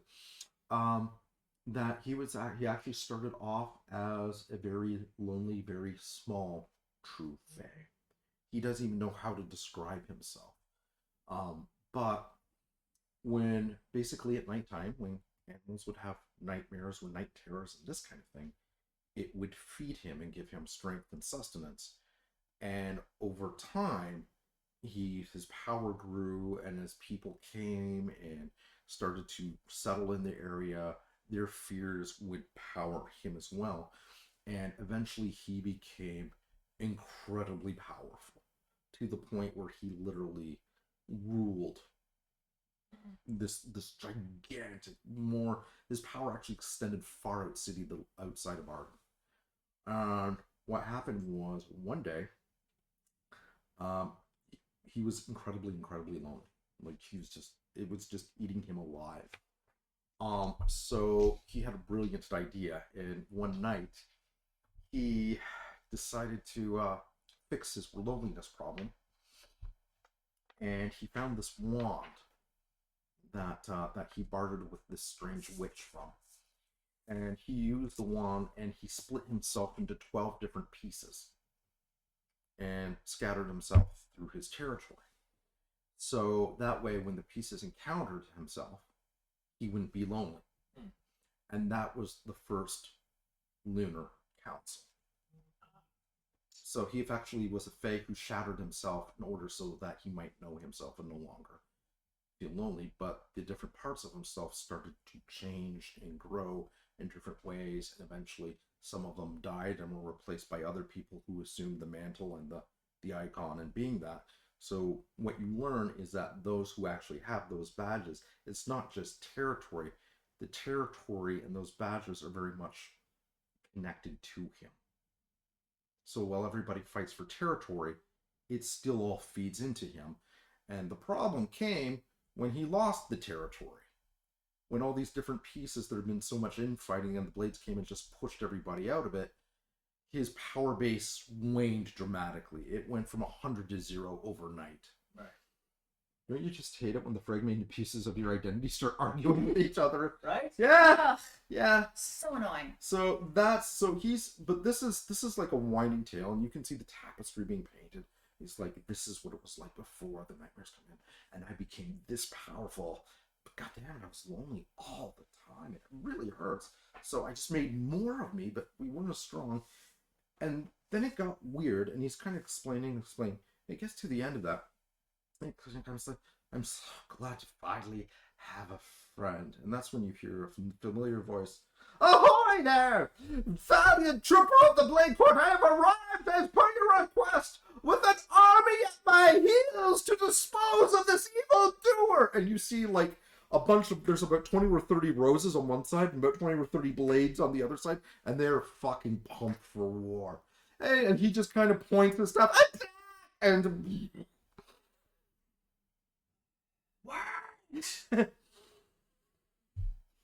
so everything kind of slows down in slow motion. We cut to you free falling from 3,000 vertical feet.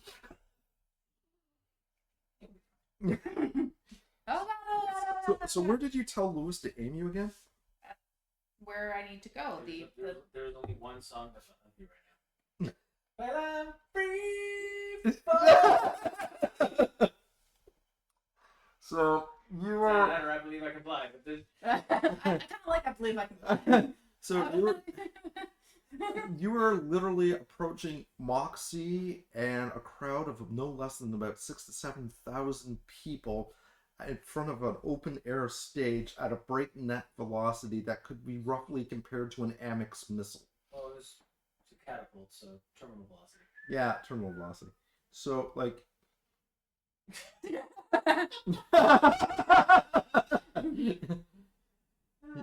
yeah. So, you are literally doing this. Like, into the stage. No, you were going to do into that stage, and there will be a shockwave, and people are going to get hurt unless you do something. I'm going to try and... You're Fae. You were launched from a Fae catapult. The laws of physics do not apply here. Yeah. Are you going to let me talk? Yeah. Okay. I'm going to try and use a modification of my shield to use it to kind of slow, like... I've always kind of seen it as like a almost like a wind force pushing out. Okay. So use that to kind of try and slow down and buff it and provide an opposing force. Okay. So you are going to be the missile with air brakes. Got it. So hopefully, said air brakes slow me down enough. Sorry? The missile just turns around and uses its own thrust distance. Yeah. Okay. I see what you're doing. Good luck. Start singing the immigrant song. Yeah. I will totally switch to whatever our planned opening song was and I get close to the stage. Oh yeah, totally. This will either be the greatest concert of your life. I got in what is essentially a nightmare version of a goblin catapult. Yes, acme as fuck. It's more like a goblin missile launcher. Apparently. 7. Okay. 7 should be good enough, right? Superhero landing. So that is epic. So the camera pans out. You see the vendors, you see musicians, Moxie selling swag. You see like very beaten up, very tired Zed kind of like dragging his drums on the stage. Mix is there. Part of her legs are bandaged. Her hair is all burnt on one side. But with her, it just kind of looks like the fashion for Tuesday. Yeah. You know, and Moxie is kind of doing, hey, I know we're starting late, but you're 3/4 of Winter Knives are ready to rock and roll, and we are just waiting for the grand appearance of none other than Lucas. And everyone's like, yeah, whoa, we've been here for 45 minutes, the fuck, whoa. And they're like, yeah, and then you can see the murmuring discontent, and then you see this like little girl in the distance with brown hair and a tail, and she looks up to the sky, and she's wearing like a Midwest dress from, the States. Point up, look at the sky, and there's a heavier set guy with a mohawk. He's like, it's a bird. And then there's another one, and he's got like the mutton chops with the piercing. It's a plane. and then you hear Mix. It's Lucas. Is that it's Lucas? Moxie, it's Lucas. Boom. It's sort of like Deadpool landing out of a boom tube. So bad for your knees. So you're taking a point of damage, just stat. Yeah, I'm okay with that. Considering. However, your rapport has gone up by 2 because everybody's like, "Oh my god, that was so cool! That was awesome!" I'm imagining the tiny little shockwave of absolute silence.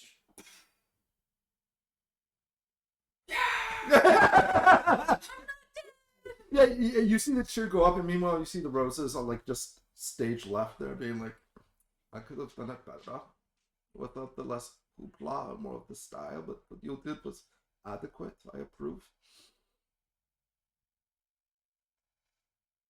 Odd choice of accent, but okay. Again, it's not racist. It's a bowling team. Just Yeah. If you are ready with the dramatics being over, maybe we could do the show. Yes. yeah, I've had my bass tuned for the past 30 minutes. Interesting. Meanwhile, the crowd is still, yeah. Focus, focus. So I'm looking at the band. We ready in 3? Mix has got her new guitar, and it is like liquid. It is like liquid metal. It's like flowing with gold flecks, and you can actually see like this beautiful kind of silhouette. It's not so much as an eye as it is just like an oculus with stained glass in it, and you're not sure if it's looking at you or not, but it gives you kind of the creeps. And so it's just like, yeah, we're kind of fucking ready. And he's got his drum set up, but he made a few additions, and there's a couple of milk jugs right by the cymbals and things. What's with the milk jugs? Don't worry about it. You see Roy's face, and each one turn to you, and like he's like screaming and out. No, I told you I'd get you back, fucker, didn't I? Yeah, you laughed at me. Yeah, and guess what? Guess what? This is payback. Last time you set me on fire, jackass. So are you gonna sing the song, Lucas, or not? Don't let it ruin the music. Tap, tap, tap, tap. I'll take that chance. All right, 3, 2, 1. And that's when the sound kind of blares out from the stadium, and then we cutscene back to you. Your buddy there kind of raises his hands and just does a sweeping motion. The first person to fall is Precious and Percival. They just calcify in midair. Fortunately, when they land, they don't crush into dust. Then the blades sort of come in at him, and they've got their aims ready to go. The one with the bull horns is there. You see a couple of the spidery ones, and you even see Torque there, and he's got a big warhammer as they're just charging right into him, and he just thrusts his hands out, and they just freeze in a white, misty haze. As the roses are coming up behind you, that's when something weird happens. You feel the ground kind of shift under you, and the sound of like branches and trees snapping and twisting as they kind of descend on them. Two of them get pulled back. You hear them screaming and the feet kicking, and this sounds of like their organs are being spilled open. And the other ones, and there's standing Daffodil, and she is pissed, and she's looking at the king, and she's like, you,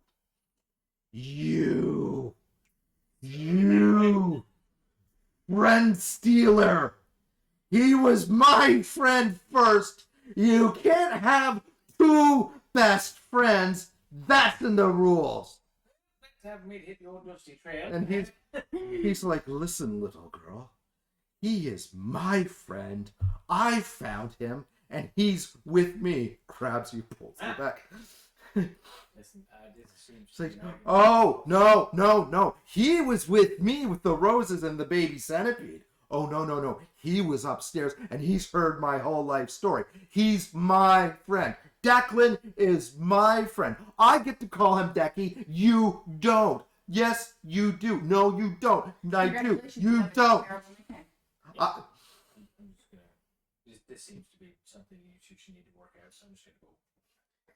As they look at, all right, and they kind of look at you. So pick one. Nope. Who's your best friend, Declan? Nope.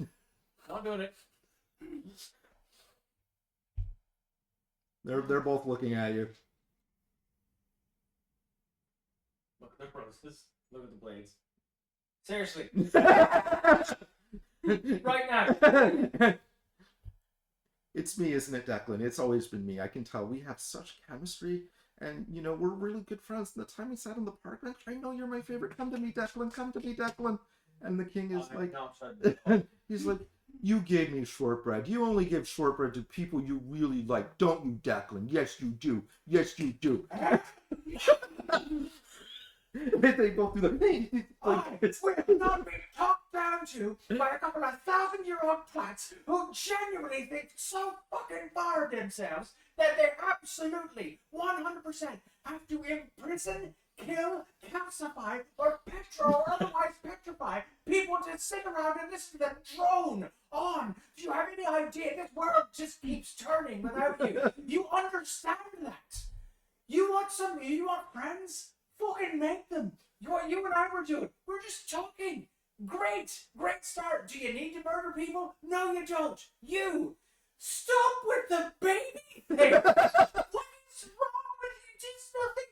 What? They're cute. No, they're not. They're horrifying. I had nightmares for like a week, which only apparently fueled him. So all you did with your wee little baby. When you say that, he kind of goes like, "Yeah, it was true." Well, all you did with your wee little baby was make him stronger. So if anything, that should be enough to make you stop. Because you apparently are at each other's throats all the time. For the love of fuck, why are you still here? You can go anywhere.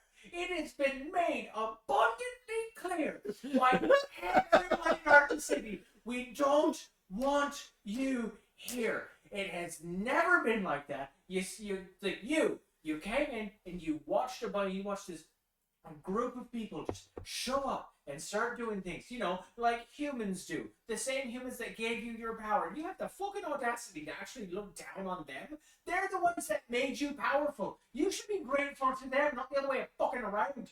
And you're a part of him, you daffy bent. Or did you forget? Wait, when you say I'm a part of him... Literally a section of him broken off so he wouldn't be lonely. Oh. That makes you siblings. That's sick. Actually, kind of makes him a child. Nah. What's wrong with you? What's wrong with me? What's wrong with you? You're the one with the baby thing. Whoa, I'm not the one who's like lonely all the time. You don't see me having problems. I make friends. Literally. Oh yeah? Well... Those babies aren't your friends. Those babies are just there.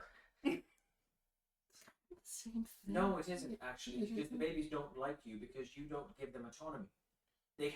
I put gears in them. No, autonomy as in they don't think for themselves. You do that. They have no feelings. Which means they can't be your friends because they can't feel. All you're making is toys. And he's like, You're stupid.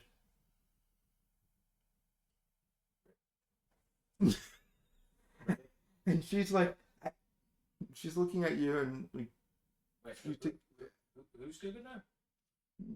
You're stupid, and you're stupid, and you're all stupid. Alright, you know what? You're in a timeout. Have a seat. And he's like, I'm going. And he starts walking back to the council. No. Okay. You reach out to grab him, and you start getting really cold really fast. Oh, okay. I was about to ask. That was my next question. No. So when you do that, he looks shocked. He's like, you should have turned to ice. Wait a minute. Why aren't you turning to ice? Why would you want me to turn to ice if I'm your friend? He raises a good point. You stay out of this. Why are you taking his side? Because he's right. He's not right. You always agree with him. So this is kind of going on. Yep. Let them fight. Right here. Okay. So, I need you to roll for your performance here.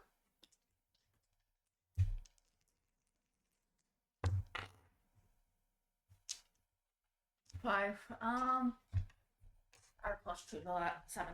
Alright. Mr. Rogers is my best friend. Not a best friend to have. Okay, so you get up there. You guys start wailing. The crowd is really into it. They're just, you can see as the music is... Can I get a bonus for my crazy pants injury? Yes, you can. Woot! Actually, Well, both yeah, of your report went up. both of you can take 2 fate points right off the top. Sweet. Why did you put them down there? So you can see the top on the camera and a square. So just fold it. I tried that. It did stay.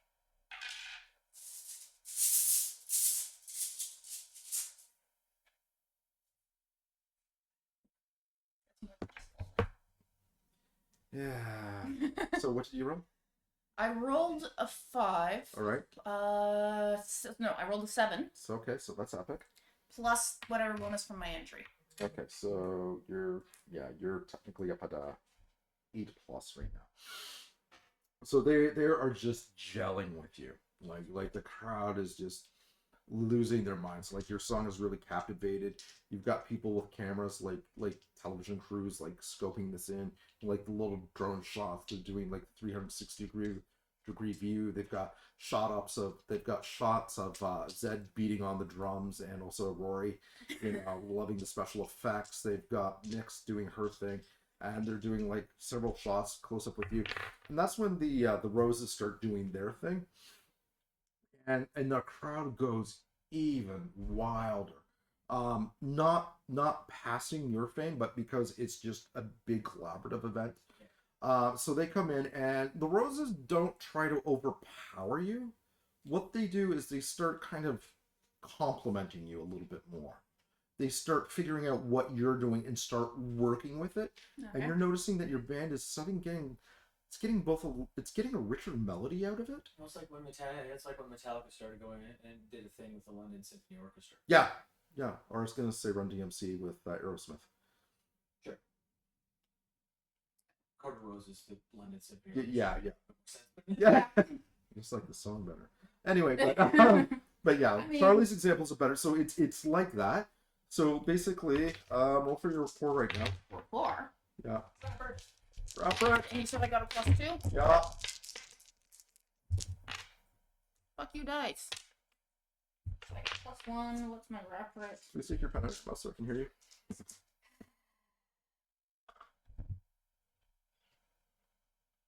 Matt, get back here. So I got a 4 on my report. You got a 4 on your report. Okay, so that's great. So with that, crowd is going wild. Camera shots are fantastic. People are eating it up. And then you feel something kind of move underneath your feet. It's like the ground shifted a couple inches to the left and then to the right. And as you're kind of rocking out, you feel the stage kind of tremble. And this thin green light kind of pierces right where you landed and goes straight up vertically. And it starts spider webbing out, starts going across the stage. The weird thing is you and the roses and your band seem to be the only ones who notice this. Like, camera crews seem unfazed by this. Nobody in the audience sees it. And you see it just spider web out. And it's going, first it's slow, picking up momentum. And these cracks of bright green light are just following a path. And you see them streaking towards where the church is on the hill. And you see another one streaking behind the concert, and it breaks off into 2, and one goes streaking to where the Blades have their seat of power, and the other to the Roses, and you see another one break off from that headed towards the Filth, and you see another one break off and kind of head in the direction of the mansion where Charlie was a couple of games ago. Oh, interesting. That one's on. So it's just kind of arcing out like this, and there's just this great big cosmic boom of power shooting up. So basically, every nightmare within the city of Arden right now is getting a huge bonus. Which means? Yeah. So that's going on. Little Junior there is beating feet as fast as he can, trying to get away from you. Daffodil, he's trying to get to the top of the church because he's like, no, it's too soon. It's not nightfall. They're early. How can they be early? He's like, and he's like trying to clamber up there, and Daffodil's like, he's so immature. So I'll be running after him, and I'll be like, "Stop him! If he gets to the top of that, there will be no friends. He's gonna take every friend you've ever had and turn him into that." I'll just point to a random statue. She's like, okay, but only because we're still friends, right? Yeah. Just stop it. Okay, you make him athletics roll because you got to catch up to the little bugger. What was the boost? It's just like 2. So 3d5. 5. 5 is superb. He is like going 2 at a time, and you are actually watching his legs elongate physically. Like the musculature is turning, and he's doing kind of like that, almost like Mr. Fantastic kind of run up the stairs. And you're like, oh fuck no! You're running like you're catching the last train out of Berlin. If I need to, like once we get upstairs, I'm just gonna like just football tackle him out to like the gap. You tackle, right? You get 3/4 up the way to the stairs, and that's when 4 corpses of roses impact against the wall he was running in front of. So he's running up, and 5 bodies just like collide at high velocity, and he kind of pulls back. What are you doing? I am helping my friend, and that's what friends do. And she looks at the tree and she just motions with her arm, and then you see another dead body come spiraling at him. He ducks as it breaks into the wall, and that's when you spear him, and you guys got tits over teacup rolling onto the floor. It's like, ah, get off of me! Also, you got a bonus from her from interfering. Are we upstairs? Yeah. Grab the needle. Okay. From whom? Behind Evans. Yeah. Good. Because if you didn't get that, I was going to make you roll for it. Excuse me, Kate.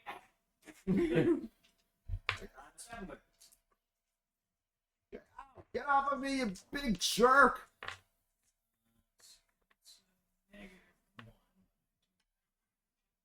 That. Nothing for nothing. Alright, so 7. Okay, and what are you trying to do? It's the needle, so I'm planning on sucking him out of his body. Like removing him from his body, putting it in the needle, and then throwing the needle. Okay. You jab it in. And you hear a sound like somebody is basically putting a beaver through a garburator. I don't know what a garburator is, but Garbage disposal. oh, It's the one that lives under your sink. oh, that thing. Yeah. and you see like the swizzle of him being like pulled out of his body, and you stab him like right in between the shoulder blades. It's just and you hear him screaming as these protein fibrous strains of him kind of all get pulled up, and it's not pretty because he's not being pulled out as a complete whole. He's being pulled out pieces at a time. Okay. I will be effectively like walking away from his body back down the stairs, so effectively pulling him further away. Okay. Because Just in case the body Yeah. matters. Yeah. Might be important to get death. Annabelle is in the church. Oh, I thought she was. No, Yeah, she was just throwing things from the field through the wall. Gotcha. by things, people. Anyway, Yeah. and drag everything downstairs. So you're dragging the body. You're dragging him. He's definitely in the needle. You've got the body left over. And that's when you see that green spiderwort kind of coming close. It impacts the church, and whatever was in that bell goes off like a Roman candle. Like that was not good. And you're okay, but Daffodil seems to be in tremendous amount of pain for that. So she's kind of clenching her heads, and you can see blood kind of coming down her fingers. But a moment after that, you can just feel this kind of calm and peace. You're dragging his body. What are you doing now?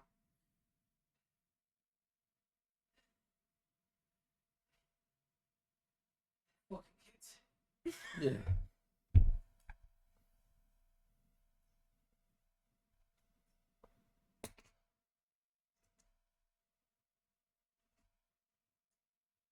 So once it's like once that comes off, like what are the armies doing? Standing there, and I know Daffodil's not doing it. The ones that Daffodil dealt with, they're dead. Yeah. They got butchered, torn to shreds, that kind of thing.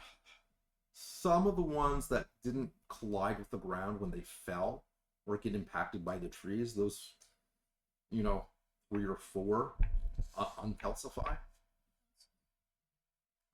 Only 3 or 4? That's terrible backup. Worked. You still have the points on you? Oh, that's what I figured. Okay. Just checking.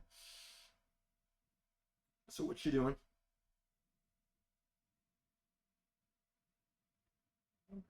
Actually. Well, wonder no more. Okay. Yeah, are you gonna look for them? Or? Yeah. Okay, you can't find them. Weird thing is, you do have a hole that has literally been burnt through your pocket.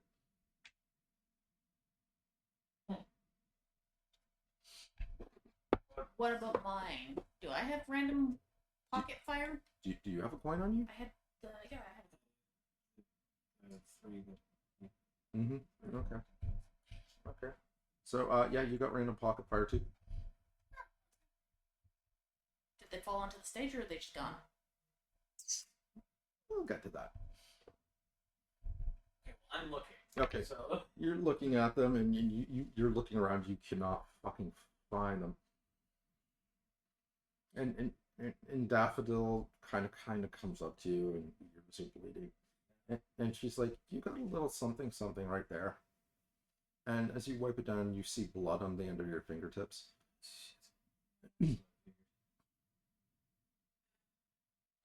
I guess we could still be friends, but it's gonna get weird. Yeah. So how does this work now? to be honest, I'm not entirely sure. Okay. But okay. I didn't really like Arden City that much. It's too noisy and smelly, and I don't like buildings. I want to go back to like New Orleans or Louisiana. They got swamps there. It's way more fun. I'll think about it. Anyway, I'm really tired. Oh, full day. I'm gonna go to sleep. By the way, you better make sure that you show up at the next meeting on time. Yeah. That's how it works. I'll know when that is. Yeah. And she kind of points to where she's like, when the moon's over there, silly, you won't be able to miss it. She gets some sleep. And she kind of wanders off, and the trees kind of part them ways, and two of the nightmares are like slender elven looking ones that are like, what is that about? You're just gonna let it go away? Yeah. She's fine. She Is that the king? We're supposed to come here to kill the king. Alright, and they're like, what's going on with the fuck with those things? What things? And then they're like, there's like the trees, the statues. The statues were him. Let me out!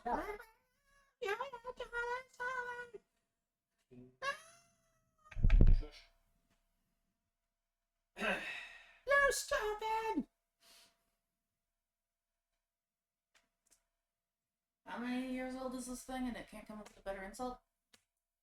Right. So Have you ever seen a flustered, 16-year-old? So Yes. what are the? I'll look at the roses and your. I'll need to speak to your pyros. Yeah, I think we know 1 or 2 people who might be able to speak with you. Go over the blades. Where's Scotty? Not there. Yeah, no, I'm asking. Oh, the blades. You're asking where Scotty is? Yeah. Okay. They basically tell you that Scotty was dealing with the spider matron and helping out the last remaining filth in that area. She's probably dead then. You might spider clarify man. which she. The spider matron's probably dead. Scotty there. Yeah. Well, considering that was just a major key power in the council. Anyway, So when you look at your both palms, both the silver and the flush one, you see the emblazoned of coins on the inside, like that pattern. Yeah. And when you look at your hands, the kind of the energy, you've still got your sighted energy, and you definitely have like that very blue tinge kind of wafting off, but your hands kind of have like a coppery stain to them, and it feels odd. It feels like, you know, you've listened to country and western your whole life, and you're experiencing like black death metal for the first time. It's just that transition and juxtaposition, Yeah. and your sight also feels, for lack of a better description, sideways. You're not just seeing more now; you're seeing deeper into things. But if you extend it too much, you start getting a migraine. But your powers have definitely altered in a bizarre way. But you definitely have the Lunar Council insignias like fused into your hands, and you're not sure how they got there. But you're feeling a bit odd. all right. So look at the. I'll point out a random blade and a random rose. Like you two, come here. And they're like, okay. Upstairs, talking about how there are a bunch of jars with people in it. From various courts. They Mhm. need to be Qualified? re people. They were taken out of their bodies in jars. I have no idea how this works. There were some, and there's some members of for the roses. Some of the members, Phil, some of the members of court blades. There's actually a couple of jade court members there. Okay, and they're just like, all right, we'll get the jars and we'll figure out where to take them. Yeah. Probably someplace neutral. Yeah. I'll flag down the field. They're like, they kind of nod on and they head off. And you say, that's a jolly good show. It's a hard one.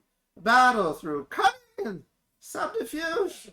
Yes. Oh, there you are, Mr. Duckland.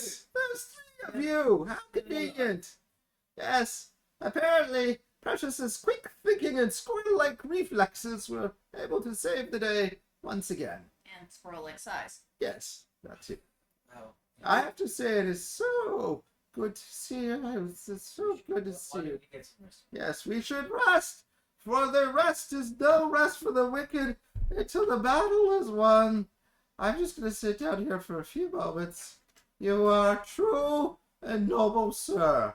A valiant soul worthy of song indeed. Your heart is as pure as the dew-driven snow, and I will sing your praises.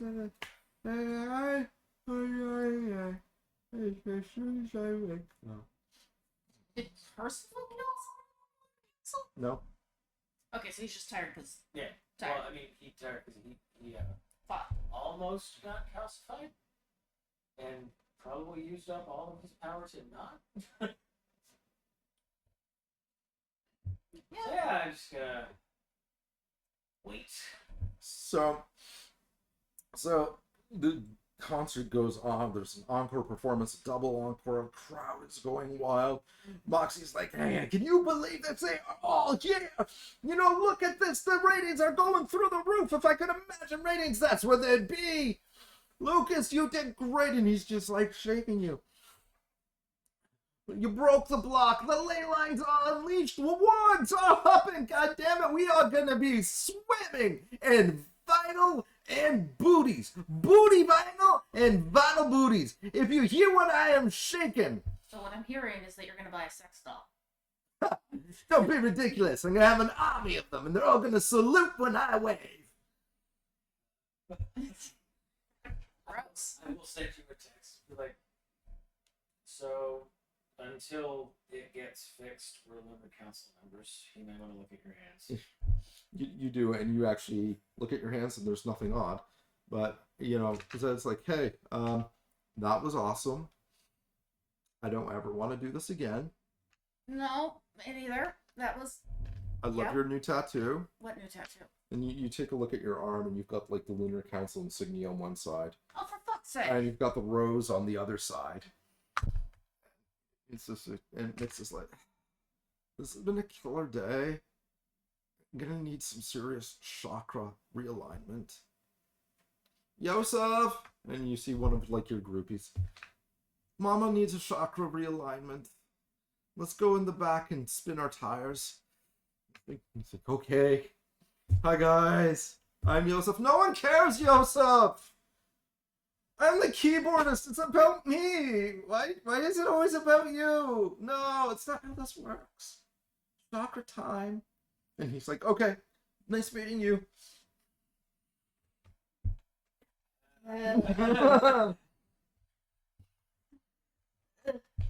So, you definitely, you later find on, like, yeah, that is a Lunar Council thing. You guys were all holding on to coins.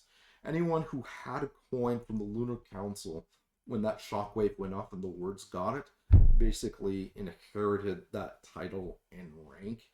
The weird thing is, So we've it's got multiple ones? yeah, so basically, We were ranking members of the Lunar. Like the Queen of Dolls has like a territory. yeah. Each of us has like 4. Think of yourself as stockholders, and between the two of you control the lion's share of stock. It doesn't mean if everybody else doesn't pool together, they can't give you a run for their money. But think of it as you've got the majority. Daffodil's kind of on good terms, sort of, with you. The king is gone, so there is no king right now. And Stephen is gone, and the kind of the remaining surviving members are either at each other's throats or don't really like the way things are playing out in the city. Yeah. The only one who kind of sort of did was the Spider Matron, but apparently there is another Blade who is also an official Lunar Council member now. Do we know this Blade? His name is Jet, and you haven't met him yet. But apparently he was with Scotty when they were fighting the Lunar Council, when they're fighting the Spider Matron. And he was the one who actually delivered the Death Strike. Just so happened that's when the wards went back up, and he was the one closest to the coin. So. Well, also supposedly they get fused to the person who did the kill, so.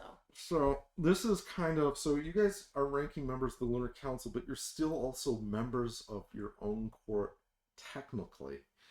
So what you're finding is that as the weeks and days progress, you guys are kind of being held not in awe and reverence because you're a member of both. It's more like you're kind of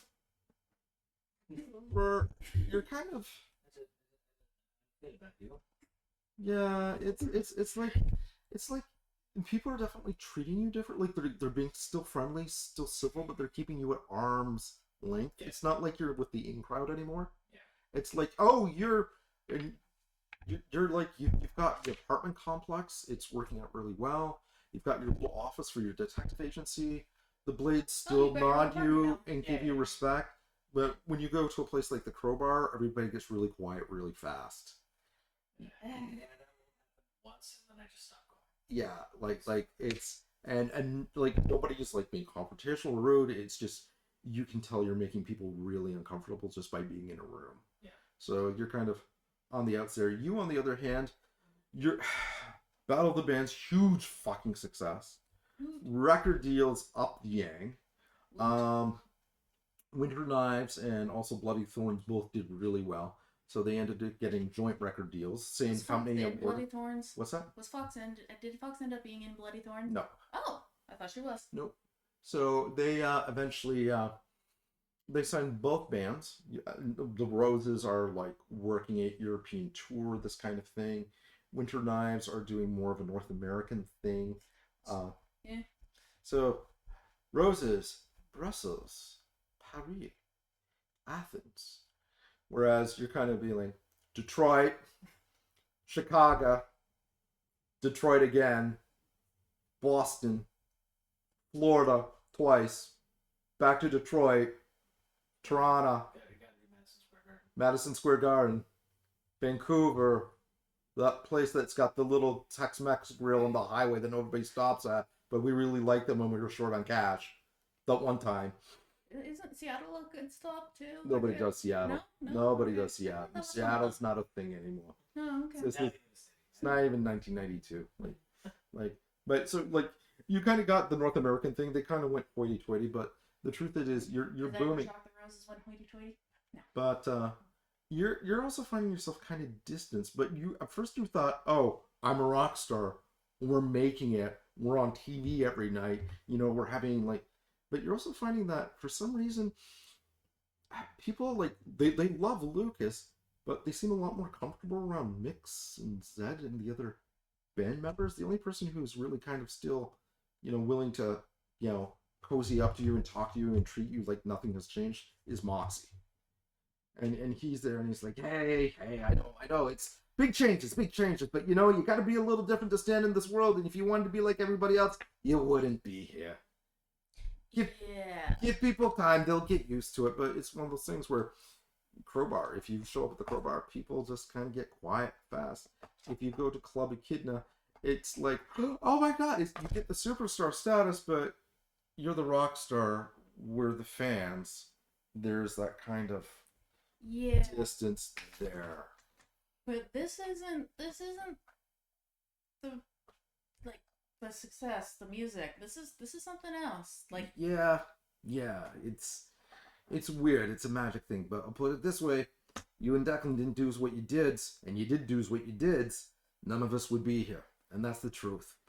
And whether they like it or not, that's not going to change nothing. You guys did what was right, but the big thing about this was the sacrifice, and somebody had to make it. It wasn't going to be me, and it wasn't going to be them. It was going to be you two. So, is it undoable? Nope. Well, unless you start doing it the way the Lunar Council used to do it.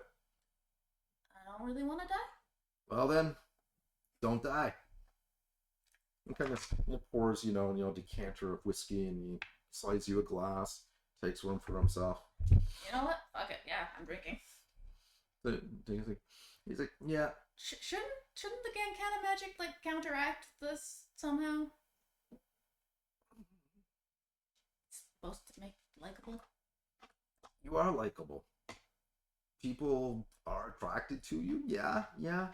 They like you, but they don't like you for you. They like you because they think they like you. Yeah, I figured that one out. Then what's the problem? Do you want people surrounding you who you can't tell if they genuinely like you or got ulterior motives? Most people would kill for that. Friend from foe, goat from sheep, peanut butter from lobster.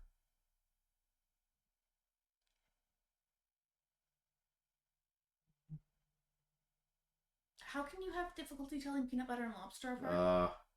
Let me tell you about it. San Francisco, 1984.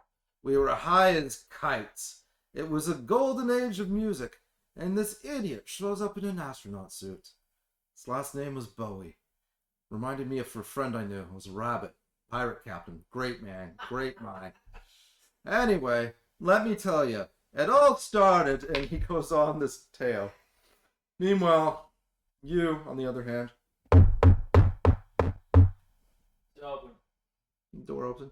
Oh, Declan, there you are. Agnes and Martha and I were playing bridge, and we thought we haven't seen you in quite some time. You out doing your detectiving. Anyway, we brought you, we weren't sure if you were into mincemeat or cherry or chocolate, so we brought you one of each. Agnes did the chocolate, I did the mincemeat, and Tabitha did the cherry. Now, I don't know which is your favorite. I'm pretty sure it is mine. Oh, don't you say that to him. You always try to flirt. Oh, Tabitha, I am not. I just happen to know what men like. Oh, do you know? Well, the truth comes out. Well, when we're being honest here, please. Ladies, thank you very much. Now, as you know, Alyssa is not available this week, and we need a fourth for bridge. At 7 o'clock on Tuesday. It is Tuesday, and it is exactly 6:58. Really cutting it down to the wire, right? Ladies, I'm very sorry, but I do have a date tonight. Oh, pish posh. One hand, Declan. We haven't seen you in forever, and you're such a handsome man. I'm surely whatever death-defying stunt you were going to pull, they can wait.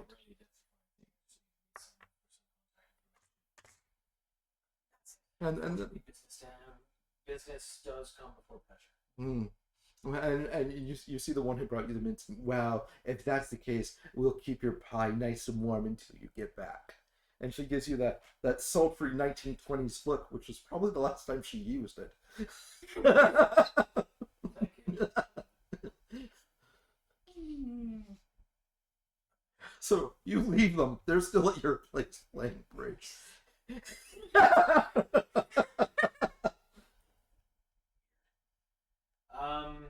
I will have been, while Lucas has been on tour, I will have been trying to replace the people jars Yeah, and repeople them. yeah. So here's how the repeopling process. How is this a thing in my game? I You're the know. one who put them in jars. So Raven was actually able to help you with this. Actually, Wow, Raven's on tour. she knows people. She got him in contact with us. Okay. But she actually had the notes from the one book. I think it was the fourth game in that she pirated. So effectively, she told you to go back to the remains of the night kitchen. You know, when they were grinding people up for the potential. Yeah. And so you eventually, flashback, went there, took some screwdrivers and carried out one of the meat grinder things, put the jar on top of it. And the thing is, you were able to basically grind up the contents of the jar, like the head and the essence, take the powder, and effectively put it into a new body. So the thing is that the bodies are not going to look like... you're basically doing a soul transfer kind of thing. So effectively, you used your contacts at the morgue. Yep. And it's like, okay, who is not ugly and didn't suffer any grievous injuries? Yeah, so pretty much I'll be going around with like with them. It's like, all right, so just this is what we've got. Which one? Yeah. No. This year's model. Very nice. Very nice. Yes. The flamenco dancer. I would have chosen that myself. Yeah. Really. The unassuming businessman. Rose? Yeah. Got it. Yeah.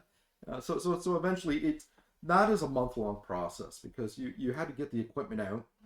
You can't just go into the morgue when over, so there's a small window of opportunity, and it's a fairly lengthy magical process. But over the next 4 to 6 weeks, you're able to get the heads that were rescued in. There are a few heads that went kind of missing in transport. You're not sure what happened, but you know. Sarah's mom. Sarah's mom get a new body. Sarah's mom did get a new body. Okay. Was it actually her, or was it someone else? Yeah, no, it was her, and she's got you. Like, one of the outtake scenes in the director's cut that didn't make it into this edition will be her relaying how the war with the noble mortals and Megan Sycorax went. And the answer is, try and think Helm's Deep. Huh. It did not go well. Well, you guys won against the Lunar Council. They did not win against Megs and Sycorax. The guards have been making an ardent or holding fast. They're the only ones who were able to keep their stronghold, but effectively everybody else kind of got scattered to the wind. So they basically kind of put their differences. Think of the Rebel Alliance from Star Wars. They've all put their differences aside. They are uniting. They are underground. They are working together, and they are planning on pushing back against the two of them. Cool. Because now there's allegedly a third that they've recruited. So things are not good with them. But that's in the director's cut. So the last head, you're like, okay, you got that. And Philip was helping you with this one. And he's like, all right, last one, here we go. The body goes and grind. And I was like, oh my God, I can move. I can feel things. Whew. Bodybuilder. Heart attack? Yeah. It's still not bad for mortal. Just give me a second and you can just see the fey powers start to manifest again. And the torso starts turning to the same color as topaz. And you see like the little bone spurs kind of flicking out and the thick coat of gold hair on the forearms, legs, back, and kind of looping features like phase in. Oh, that's so much better. You good? Yeah, I don't have that burr on my rotator cuff anymore. What's your name? Declan. Declan, I'm Lunas. Nice to meet you. Nice to meet you. And it kind of gives you a slap on the back. All right. Blade still kicking about? All right. All right, good to know. I owe you one. Look me up. Topaz Briar, we're out west. Come hang out with us at some point. Anyways, thanks. Hey, we throw a good party. Kind of heads off. It's like, and you hear him whistling as he goes out, and he is just hitting every note, high and low. He's doing Beethoven's Fifth.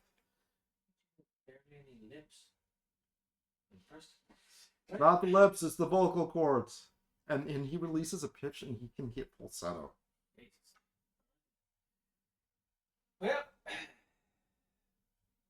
Well, Philip's like, yeah, quitting time. Contract's almost up. right. 42 heads, 42 contracts. This is it. Yep. I was like, well, what are you off to now? I've got a meeting with the heads of all the courts. I'll leave you to it. And he just kind of spits in his hand. He's like, thanks. Good working with you, buddy. You too. I'll get the lights on the way out. Thanks. Okay. So, limousine goes to pick you up. And it's not the standard limousine. It's carved out of ivory, and it's got, like, human feet that are made out of gold. And it swings are pitter-pattering running up to you, and the door opens wide, and this red tongue comes out, unrolling like a carpet. Version of Flintstone. The driver's like, Mr. Lucas, your ride awaits you. Your chariot of the people. Your meeting calls. Please come in, and I will take you. Who the fuck is this? I am Fitzgibbon. I am your driver sent by the collective courts of the roses, the blades, the filth, and the newly functioning Lunar Council. Oh, okay. I get in. Get in, there's a canter of wine there, and chandelier, and the two goblins wearing fig leaves are fanning you with other fig leaves. Funny enough, they're the same size. You're not sure if are they waving their underwear at me or are those back? It's just Play the spell. so eventually limousine kind of pulls up into across the street, stops. Ah, Mr. Street, your ride awaits. I have already collected Mr. Lucas. Your meeting is forthwith. Please, Gerald, your driver. Thanks, Fitz. Please come in and help yourself to the refreshments. No, look. I've prepared a delectable source of fey cuisines for all of you to enjoy. Oh, good. Do not mention. No, do not mention. I will not hear of it. I will not hear of it. Get in the car then. It is my pleasure to serve you. Gets in. You see. Just get it. Sit down. So, Monsieur Lucas. Goblins are fanning you. Yes. You know what? You can take a break. Another goblin comes up dressed as like one of the cigarette girls from the 1920s, and it's got a tray of food, even eyeballs with toothpicks, little tentacle-y things. No, Little babies on shish kebabs that look like chocolate. It's got a little entree of candy cigarettes and gummy bears that apparently are like having a gladiatorial fight in the bowl they're in. Cuisine! Cuisine! I'm good, thank you. Oh. Cuisine! Oh.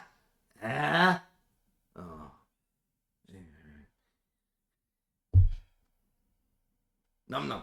Fan. No, he won't want fan. So, how's the door? It's going. Yeah. It's real awkward. Yeah, I can't go into the crowbar once. You ever see that? You ever see those old Western movies where a guy just kind of opens the door, like literally the guy on the piano stops playing and everyone goes, Yep. Yeah. No, I did that once too. crowbar, Saturday night, the entire place. And then I tried talking because I'm like, well, maybe it's just because the big no. Yep. And yeah, own voice. To be fair, they both did name cocktails after the both of you. Better. Better be good ones too. Oh yeah. Yeah. Mine's called the Bitter Irishman.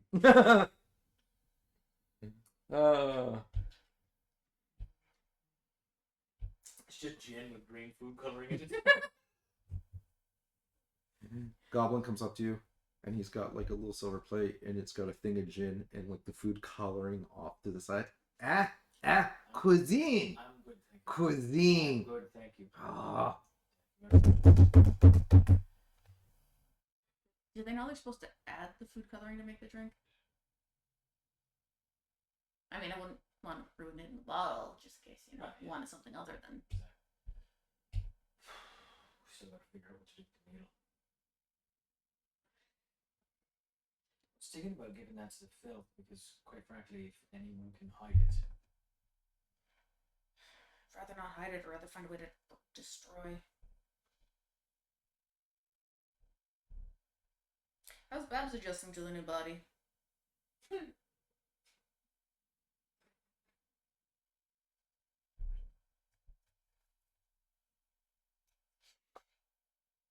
So, there's a lady that passed away. There's a home invasion. She's fell with her Cool. weapons. But she's about 6'2". So for the first about week and a half, Babs would go around the house going, Lewis, could you possibly get something from the top shelf? Oh wait, no, I'll get it. And she just had this smug look on her face. She's fine. So she's very happy being tall. And younger. Oh. She's had Pretty sure any mortal would qualify as younger? yeah, I mean physically. Before she never worried about it because she was physically past that particular part of it. But how did she put it? I'm single. I'm not lonely. Oh. She ever see a lion with earmuffs? Yeah, that's fun. Apparently, she sounds. She kind of reverts back to Russian if she's really enjoying herself. More information than I need. Let's just say Leonis is a common caller. Who? The guy that he resurrected from Ah. the clubhouse friar. So, what do you expect is going to come out of this lovely meeting? No idea. Goblin comes up to you. Cuisine. It's just assorted chocolate bars. Hershey, Kit Kat, Linda Bar, Smarties. Thanks. Cuisine! Cuisine! Cuisine! You know what? Sure, why not? I'll grab a random chocolate bar. Cuisine! Hey!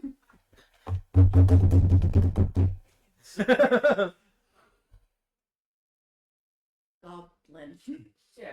Yeah. I mean, there's a reason they run a lot of the weird shit in the undermarket. That's when the car kind of comes to a halt. Monsieur Street and Lucas, your destination has arrived. More accurately, you have arrived at your destination. I have to say, it is a pleasure to serve you and to be your driver, to drive you to the place you need to be. Thanks much, Vince. Thanks. Thank you so much. No, thank you. Thank you. Do not thank me. I will not take it. Thank you. Very well. All right. Wait. No, not even. Just walking away. He gets back in the car. Goes off. So Be apparently, that guy. Get to the door. No. Why did I not give him the poem? Why? It is too late. The moment she is lost, I will bury this in my soul for life and death. you're having way too much fun with this character. So, you guys are actually meeting at Le Petit Oiseau for this. Nice bistro, upscale, so the roses usually meet. Place has been cleared out for the night. Big Like the whole, like The whole place, like Yeah, the front too. the whole place. Damn. The big mahogany doors open, and Zed is there, and he's like dressed in the official like the Blade High Court equivalent, which isn't as high as Rose's, but he's wearing the good leather jacket, and the pants are clean, and he's got his bands on to show that he's actually a nightmare of the one thing, and he's like, "So you guys ready for this?" No. Sure. Good. Yeah. Okay, because it's gonna get weird. We're You got any idea what's going to happen? Now. yeah. Now it's gonna get weird. Yeah, because we're having a special petition tonight. Members of the members of the high, what is it? Looks it up. The High Archmage from the Guards of Unmaking of the Noble Mortals are specifically requesting our aid in the upcoming war with Megs and Sycorax. And the Roses, the Blade, the Filth, and we even have a representative from the Wild if that never happens. And the two. How can you have a representative from the wild? They're all individuals. In rare occasions, they will call a moot and appoint somebody to listen to what others have to say. I don't. Tend to go from scorched earth, so chances are they probably scorched some of their earth. They've made a lot of enemies in a very short period of time. And frankly, I don't think they care. And then there's you, the trustworthy members of the Lunar Council. He's not being spiteful. He's not. It says trustworthy members of the Lunar. It's a title thing. It says there. See, loyal Roses because they just can't be Roses. Heroic Blades because then when they wanted adjectives, that's the one they want to be remembered by. Sure. And the Filth just went with the plain Filth, but it doesn't feel right to say it like that. But that's their title. I think they're being ironic. They're definitely being snarky. Yeah, when are they not? No. There you Yeah. go. Alright, let's go. All right. Okay, so just follow my lead. Take a deep breath. Left foot forward. The doors kind of swing open, and you see the light. We give you of your backs walking in, light, and you hear like a song. Ladies and gentlemen, I'd like to present to you the newest members of the Lunar Council, intrepid heroes of both the Rose and Blade Courts, with their ballad and song. Let me begin their tale. One fateful day. Wait. Who's the Rose? Percy, we just.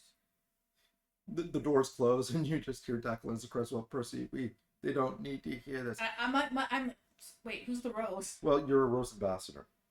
But I'm not a Rose. No, but and he's like, they don't need to hear this. But I should give them the story of the asylum. No, and it was a sanatorium. Oh, what about Lucas's death-defying feat Percy. from a catapult? Percy, you darling little fuzzball. No, we're good. Yeah. Thanks. Credits rolling, and you hear people saying, "This order is now convened. Is there anything anyone would like to say as aforementioned? They both have cocktails named after them. There, I'm done. I've said it." Thank you, Percy. And that's when the game ends. Screen fades to black. That is the end of the campaign. So you guys are the first official non-psychotic members representing the Lunar Council and liaisons to respective courts. You kind of are two-ish. That's literally a rock star. Yeah, literally. And a rock star. Yeah, international rock star. Oh my god, I thought I was landing North American. Yeah, Detroit's a different world. Oh, okay. Yeah, it really is. Besides, once you two wants to go back here. Yeah, So yeah, that's we're in good Japan. We're in good Japan. this is true. This is actually really, really true. So that's game. I hope you enjoyed it. Rockstar, the old biddies still love you. You always have your home, and you've got your business. You are Lunar Council members, and because you've got the lion's share of things can be a lot less psychotic, and you can hold assured that the remaining council members are not going to be pushing their way back in anytime soon.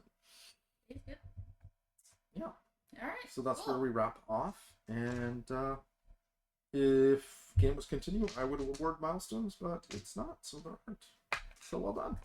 Yay! Yay! And thank you, Ian, for being a part of it. You witnessed this historic moment. I'm very confused with that.